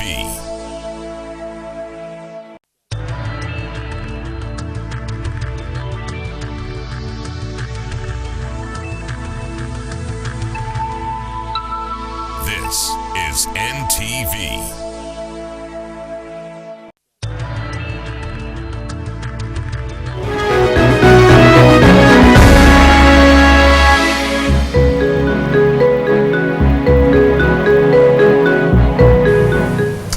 Welcome back. You're watching NTV Tonight. We start with a reminder of our poll question and some of your responses. Tonight we asked you, should NRM take disciplinary action against Margaret Ziwa for defying the NRM party to contest for the position of IALA Speaker? Should NRM take disciplinary action against Margaret Ziwa for contesting for the IALA speakership? All right, to have your say, text your comment to 8778, starting with your yes or no answer or opinion and your comment, and don't forget to let us know where you're texting in from as well as your name. Let's now quickly sample some of your comments so far. Well, John here says yes, it exposes what is happening within the NRM. And Chimbugwe Muzaffar, you say you should see the strategic reasons as to why the NRM paraded two candidates for the speaker, for the position of speaker in the East African Assembly, so far away from understanding the code of checks and balances in national and international political strategization. Okay, there's still time for you to have your say. The number is 8778. We shall be bringing you some more of those at the very end and the final poll result as well. Okay, but right now the poll result stands at 12% of you saying yes, while an overwhelming 88% of you say no, Margaret Ziwa should not be disciplined by her party back home. All right, moving on, the Constitutional Court has dismissed a case in which civil society advocates were seeking to force the government to put a stop to maternal mortality in Uganda. Well, the verdict was delivered by the Assistant Registrar of the Court, Alex Ajiji, on behalf of a panel of 5 judges led by the Deputy Chief Justice Alice Mpaji Bahegaine. Over 150 activists, including grassroots home-based care providers and community leaders all over the country, dragged the government to court, complaining that it violated the women's rights by neglecting to put essential medical commodities in place for them when pregnant. The Constitutional Court has dismissed a maternal health petition against government brought before it for interpretation. More than 30 civil societies jointly filed a suit challenging government's budget allocation to the health ministry and in particular the maternal health sector. Court heard that the government of Uganda previously made a commitment to allocate 15% of the budget to health, but over the last 10 years, the health ministry has received less than 10%. Human rights campaigners told court that this has resulted in the growing problem of maternal and infant mortality. World health statistics show that 16 women die every day in Uganda while giving birth, and 76 of every 100 newborn babies die on their first day. The Attorney General challenged the suit, saying it's politically motivated and involves demands which the Constitutional Court cannot make. Prosecution cited a pronouncement on how much of the national budget can be allocated to a particular sector. Court has recommended that the petitioners file a complaint with Parliament, which they say has a mandate to investigate these kinds of demands. So we are saying it's a human rights petition and it ought to be given priority.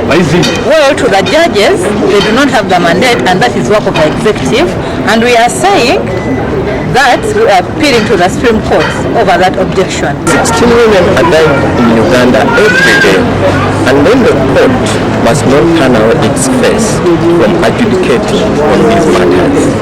What we have had today might look like a setback, but I don't call it a setback. It just gives us an opportunity to appeal this decision. Let's now take a look at more stories making the news across Uganda tonight. Capital City Authority Executive Director Jennifer Musisi has said the lease given for St. Balikudembe Market by the embattled Kampala Land Board is invalid and was done outside the jurisdiction of laws governing land in the city. According to her, Kampala Land Board also ceased to be a legal body following the enactment of the Kampala Capital City Authority Act.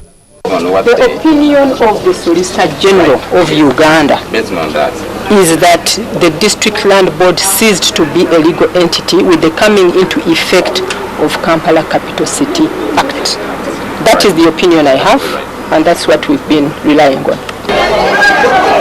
The board on the 28th of May issued a 10-year lease to traders at St. Balikudembe Market. This too, Musisi added, is of no consequence. Purported lease was given after the suspension or after the closure, I believe, of the District Land Board and the suspension of the Secretary. So in the absence of the Secretary in office, I would be constrained to believe that the Secretary working outside the office would be able to officially issue communication regarding the business of the District Land Board. 2 weeks ago, police raided and closed the then Kampala Land Board offices, saying they were to undertake investigations into fraud there. The board has since moved to City Hall after being offered office space by the Lord Mayor Elias Lukwago. Elsewhere in Katakwi, the District NRM General Secretary Walter Elahas led demonstrators through the town to protest what they say is the misappropriation by some administrators of funds meant for the district and NAD's activities. The group carried placards and sang anti-corruption slogans to show their displeasure. To be cultivated up to now 3 months since March, and I'm tired. There is no work being done, and I've missed my cultivation season for this year. Police was also on hand to calm the situation. The demonstrators handed a petition to the RDC's office, who later on organized a meeting in the district's main hall. The accused, District Chairman Robert Ekongot, and the Chief Administrative Officer Milton Kato were in attendance. Both the chairman and the chief administrative officer deny any involvement in the misappropriation of over 145 million meant for NADS projects. Now, chili peppers to most people brings the feeling of a burning sensation in one's mouth when tasted, and to those that love the taste, it is a part of their meals. But it's also worth highlighting that the chilies, which are perennials, are always evolving and have different species and types that grow in different parts of the world. For Simwe Kojo from Ntungamo, growing the chili peppers has become a passion that has led to his successful farm, as Craig Kadoda tells us in this week's feature.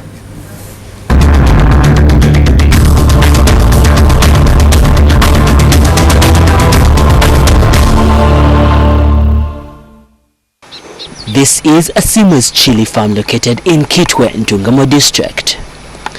The farm that is now covered with chili peppers that are ready for harvest is well maintained and taken care of thanks to Simwe's passion for farming. From a humble beginning of half an acre, the 2-year-old farm has now expanded to what it is today. He plants the newly improved chilies that take a short period of time to mature, which has seen him reap big over a short period of time. I can harvest every week, every month, in 2 years. So harvesting does not stop at all? It doesn't stop unless if it is a dry season. Then at the end of the month, I can earn 3,200,000 shillings per month at the end of the month. Unlike other crops that need special attention and care, the chilies are tropic and require sunny conditions and annual rainfall of between 600 millimeters and 1,250 millimeters. This gives the chili peppers a relatively quick growing and harvesting period and can do well without constant water supplies, which causes a significant drop in production volume during the dry season.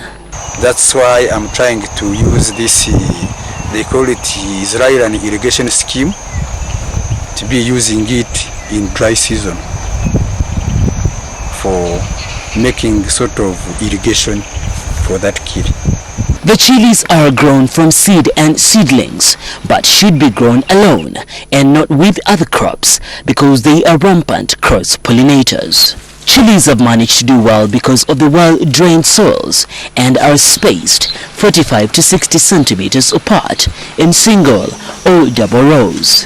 When the fertility levels are low, Simwe incorporates a solid fertilizer just before planting of pelleted chicken manure. But he has decided to mix some of the chilies with his banana plantation. But others I have mixed it with the banana plantation for getting more income, for paying the workers who is working in the banana plantation, working in the farm, so that we can do that thing. The money it can help me once. The one who is looking for the banana plantation is the one who is working in the chili. Unlike most chilies that require a lot of support, these do not because of their height and bear not so heavy chilies. But what is his biggest challenge so far? Times we lose, the diseases are very high, and it is not, actually it's not good to deal with it in this season, in the rainy season. It is good in the dry season. At the moment, the chili is exported to Rwanda because there is no local market for the peppers here. Simwe's efforts to market the product in Uganda has also been frustrated by the lack of support to promote the crop. His wish is to see other farmers pick interest in growing the crop so that they can share knowledge and skills. Simwe hopes that authorities would invest more in the crop so that chili farming can go large scale in the region.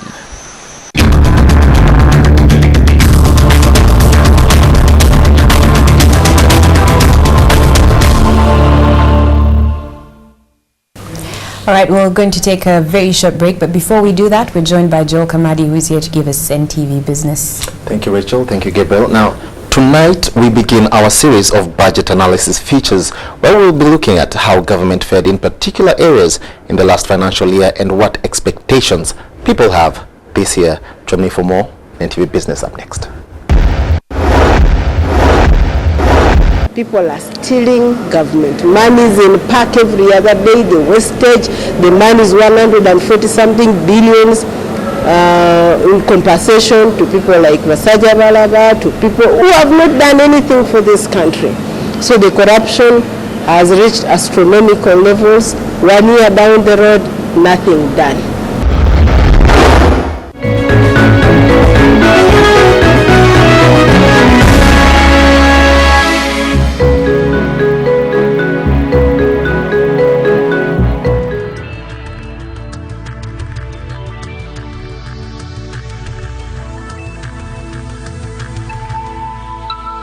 This is NTV.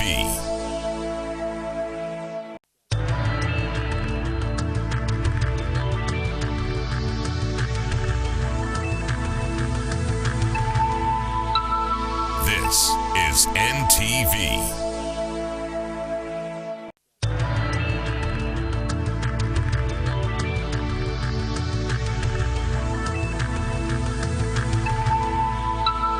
This is NTV.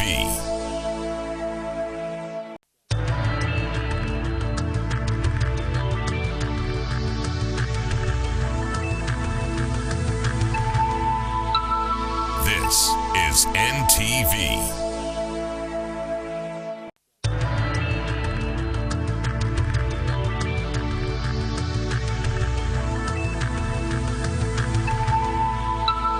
This is NTV.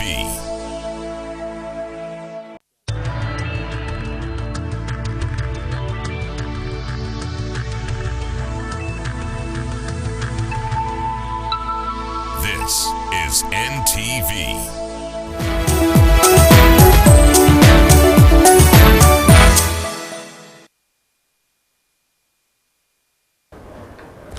Good evening, I'm Joel Kamadi and welcome to NTV Business. Tonight, in the concluding financial year budget, government promised to promote economic growth, job creation and improved service delivery. In our serialized budget analysis features, we'll be looking at how government fared in these areas, starting today with an in-depth look at the promised youth and agricultural funds meant to drive some components of this theme. Last year, the budget priorities were focusing on infrastructure, to be specific, roads, railways and energy. Also among the priorities was agricultural production and productivity, and lastly, employment creation among the women and the youth. Tonight we'll focus on government's action in the agriculture sector, the employment creation, particularly the youth fund and the agricultural fund by government. As popular and exciting as the youth fund was at being announced, is as controversial as it became, as government seems stuck at the mode of disbursement. Once the money was given to commercial banks, then the conditions for disbursement were going to be stringent. You will have an O-level certificate, and you should be prepared to attend training in entrepreneurship from a government-approved training institution or from the banks themselves. We'll look to see that you provide at least 10% of the loan. So if you want to borrow 5 million, put up 500,000. But that was February 2012, and this was more than 7 months after the start of the financial year. It was in response to this controversy, which included threats of stripping naked. Some of them have told me they went to the banks, particularly in DFCU Bank. They have told them the money is even not there. In Centenary, they're telling them they want them to have land title as a security. If it warrants that we should walk naked because this is the way it has to move, we will also do that. Clearly, this youth fund was a political pronouncement, and the economics of it was not thought about at first, but started to emerge later. Even the seasoned of the most seasoned have had a problem with dealing with loans. So getting a youth who has never borrowed from even a relative to run a business, they are taking a big jump. So has this fund delivered on unemployment? Not as much as it was perhaps anticipated, and it has to be rethought going forward. The other key disbursement was the 30 billion agriculture fund, but some of the stakeholders feel they haven't benefited because first, it is too small, and again the conditions are under scrutiny. But that money has not given us value that we had expected. The bureaucracy, the conditions, the accessibility is very small. We're saying government, first of all, increases it from 30 to 60 billion. Ultimately, the delivery on agriculture productivity remained under question as the inflation soared, affecting indirectly economic growth, now projected at 3.2% this financial year. Boosting real GDP growth will require a resumption of private sector credit growth through a gradual reduction of interest rates. So the challenge of youth unemployment, agricultural productivity, and therefore economic slowdown glare at government as challenges going forward. Samuel Setumba, NTV. Now in the financial markets, the all-share index came down by 6 points to 1,016, in part driven by losses in share price on several counters. We have more in the financial market report.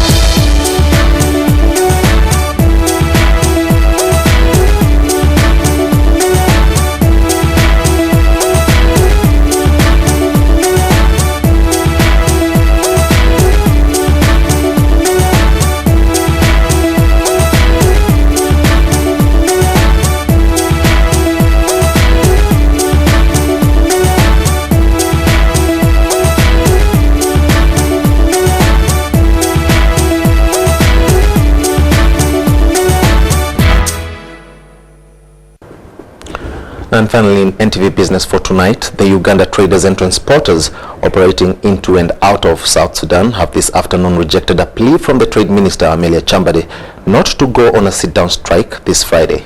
These association members have instead raised a fresh demand for $14 million as compensation against botched contracts with the government of South Sudan as well as private sector entities in that country. Reynald John has the details. These traders and transporters, hitherto conducting business in the South Sudan market, are today rejecting overtures for dialogue and restraint against a planned sit-down strike this Friday, June the 8th. For sure, what may come, I'm the leader of that strike, I repeat. We are not going to stop. We are going to carry on, starting 8th Friday. Trade and Industry Minister Amelia Chambade took advantage of a meeting arranged by the Ugandan National Chamber of Commerce and Industry in Kampala this morning, persuading these business owners to support what she said was ongoing dialogue between the two governments. Not all of the complainants have contracts with the government of Southern Sudan. Now, whom do you take to court? And litigation is usually very lengthy and costly. How are we going to afford this? Even then, it also emerged at this meeting that delayed disarmament in South Sudan was said to affect smooth operations of trade and commerce, particularly in the current regional context. We in defense promise stronger cooperation and to encourage our counterparts to ensure peace and stability so that trade is promoted. But I'll tell you, I apologize for anything that has been done. It was not done intentionally. It must be some mindless people there, and they are a minority. We South Sudanese, we are peace-loving people. The Uganda National Chamber of Commerce and Industry hosted the meeting. It described as aimed at taming out polarization of the business environment with that neighboring country. Raina Ojan, NTV Business.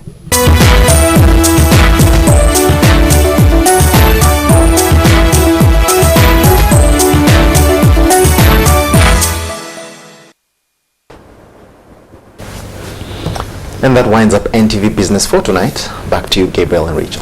Thank you very much. Thank you, Joel Kamadi. All right, we'll take another short break and I'll return with NTV Sport.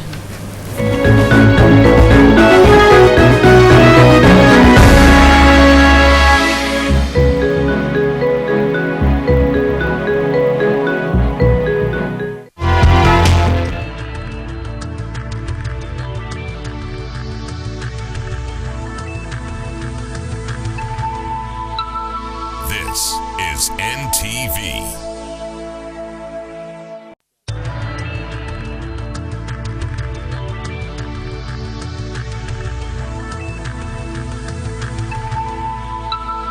This is NTV.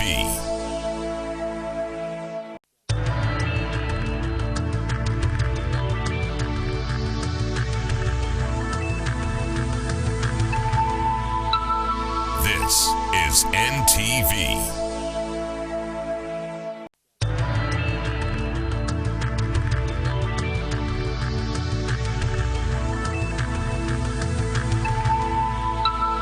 This is NTV.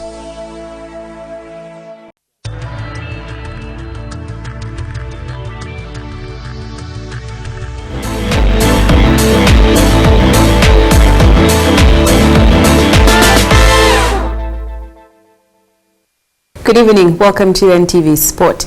Now, the Federation of Uganda Football Association is threatening to transfer the Uganda Cranes World Cup fixture against Senegal from the Mandela National Stadium to Nachivubo, citing unaffordable charges. FIFA has been paying 30 million shillings to hire the stadium for the Cranes games, but the new management has increased the fee to 80 million shillings. Sam Poza has the details. The Uganda Cranes' success in Angola on Sunday has been overshadowed by the growing misunderstanding between the Mandela National Stadium management and FIFA. The Cranes will arrive at Entebbe Airport at 10 p.m. tonight to the news that they might not play their next game against Senegal at Mandela Stadium. This as the Federation has vowed to move the game to the substandard Nachivubo Stadium if the Mandela National Stadium management insists on charging the Federation not less than 80 million shillings to host the game. We do believe that this is a national team, and we believe Namboole is a national stadium. We don't see the logic behind these exorbitant prices that they are being asked of us. We don't have money as FIFA. The gut collection we use, that's the money we use to run the programs of football throughout. But now it looks like the government is digging into that as well. The fans who have been anticipating to watch the game from the spacious Namboole Arena have also backed FIFA in this controversy. The disparity, when we might appreciate how much Namboole is going to spend if they host the game, we also need to appreciate how much money is in the coffers of FIFA. I think that it's high time we started realizing that though we think the game of soccer makes a lot of money, in Uganda it's still growing. So I think it's very, for me as a fan, it's very unfortunate. I'm saddened that we're not going to have a game our national game in one of the biggest stadiums. However, people out there think FIFA is making a lot of money and spending it. The development is likely to disorganize the team's preparations, who need to beat Senegal to brighten their chances of making their first World Cup final. It is a total mess. But we've been engaging Namboole for the last 1 month or so over this same issue. But they are stuck on their guns. They want money, and they want money. FIFA has been paying 30 million shillings to the stadium management for international games, but the new management has increased the amount to 80 million shillings. Sam Poza, NTV Sport. Now, 2011 National Cyclist of the Year Twaha Matovu Leon will lead Uganda's 6-man team to Kigali for the international competition this weekend. They will be competing with their counterparts from Africa, America and France in the 2-day competition scheduled to cover over 270 kilometers. The 6 athletes left the country this evening and are heading to Rwanda on their racing bikes. They are expected to spend a night in Masaka and then Kabale before finally entering Rwanda. Uganda Cycling Association President Sam Mwonge says the event will be perfect preparation for the participants for future international events, including the Olympic Games. We're going to start from Kigali to Ruhengeri, that will be a stopover, and the next afternoon we cycle from Ruhengeri to Goma, that is Gisenyi, and then the next Sunday we cycle from Gisenyi to Kigali. We have a new riders in this team, so now we are building our team for the future international races. Finally, tonight, former amateur national team boxing captain Zebra Senyange has quit amateur boxing. The middleweight fighter has been lined up as the main fighter on 29th June as the Big Strikers promotion launched their big comeback into the business. Zebra Senyange stuck on amateur boxing even when he had no more opposition to face in his weight category. The vocal boxer attributes his delay to join professional boxing into the passion to elevate the status of amateur boxing in the country before he left. Senyange will face Kenya's Patrick Amote in his first professional bout on 29th June at the Garden City in Kampala as the big strikers launch their return into the boxing promotion business. As usual, Senyange has this threatening message to his opponent. He let him get warned. He's not coming here for a tour. He's coming for the best boy, for the best boxer in Uganda, and he's going to have it tough because I'm the zebra and I'm real zebra. Among other bouts of the day, Robert Kamia will face off with Charles Kakande in a 10 rounds national title fight.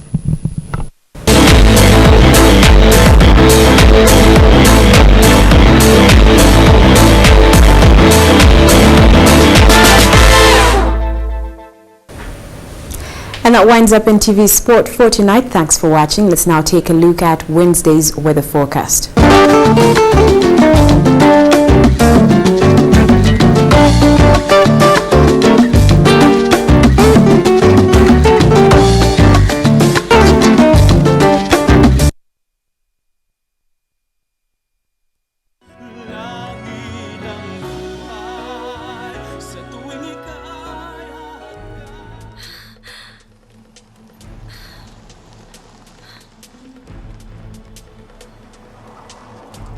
Come on, hurry!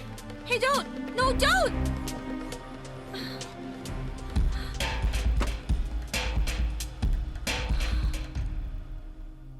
You're all idiots! She's just one woman and you let her escape!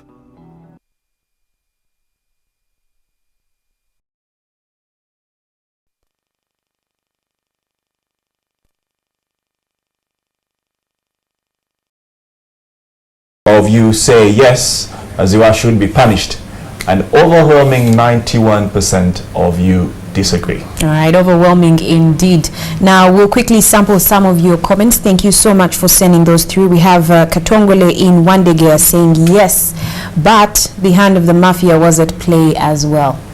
Dorothy Alaroke, you say punish Ziwa for what? She knew her potential and proved it. Let NRM embrace and appreciate her. All right, we've got someone here who did not leave a name saying no because IALA is not about local political parties but Uganda as a whole.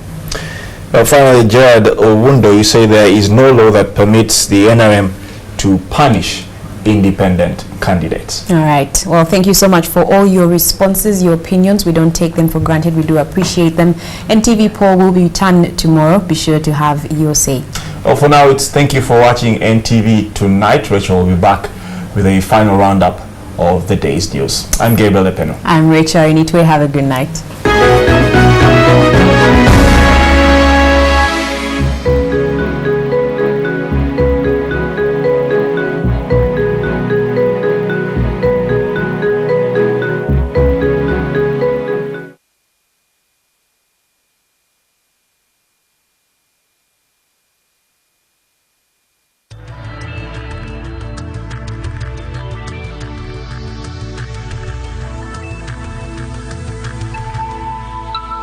This is NTV.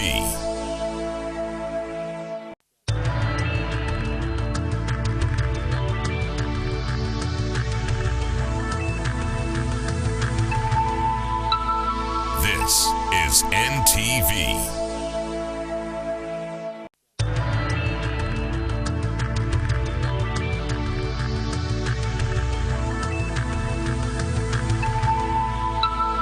This is NTV.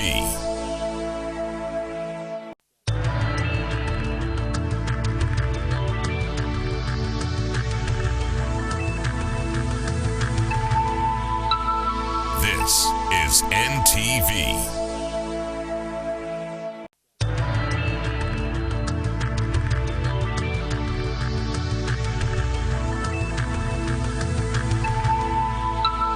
This is NTV.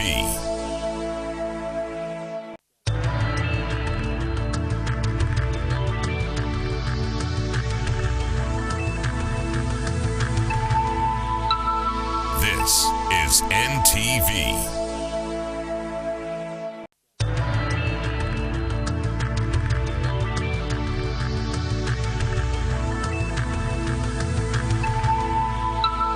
This is NTV.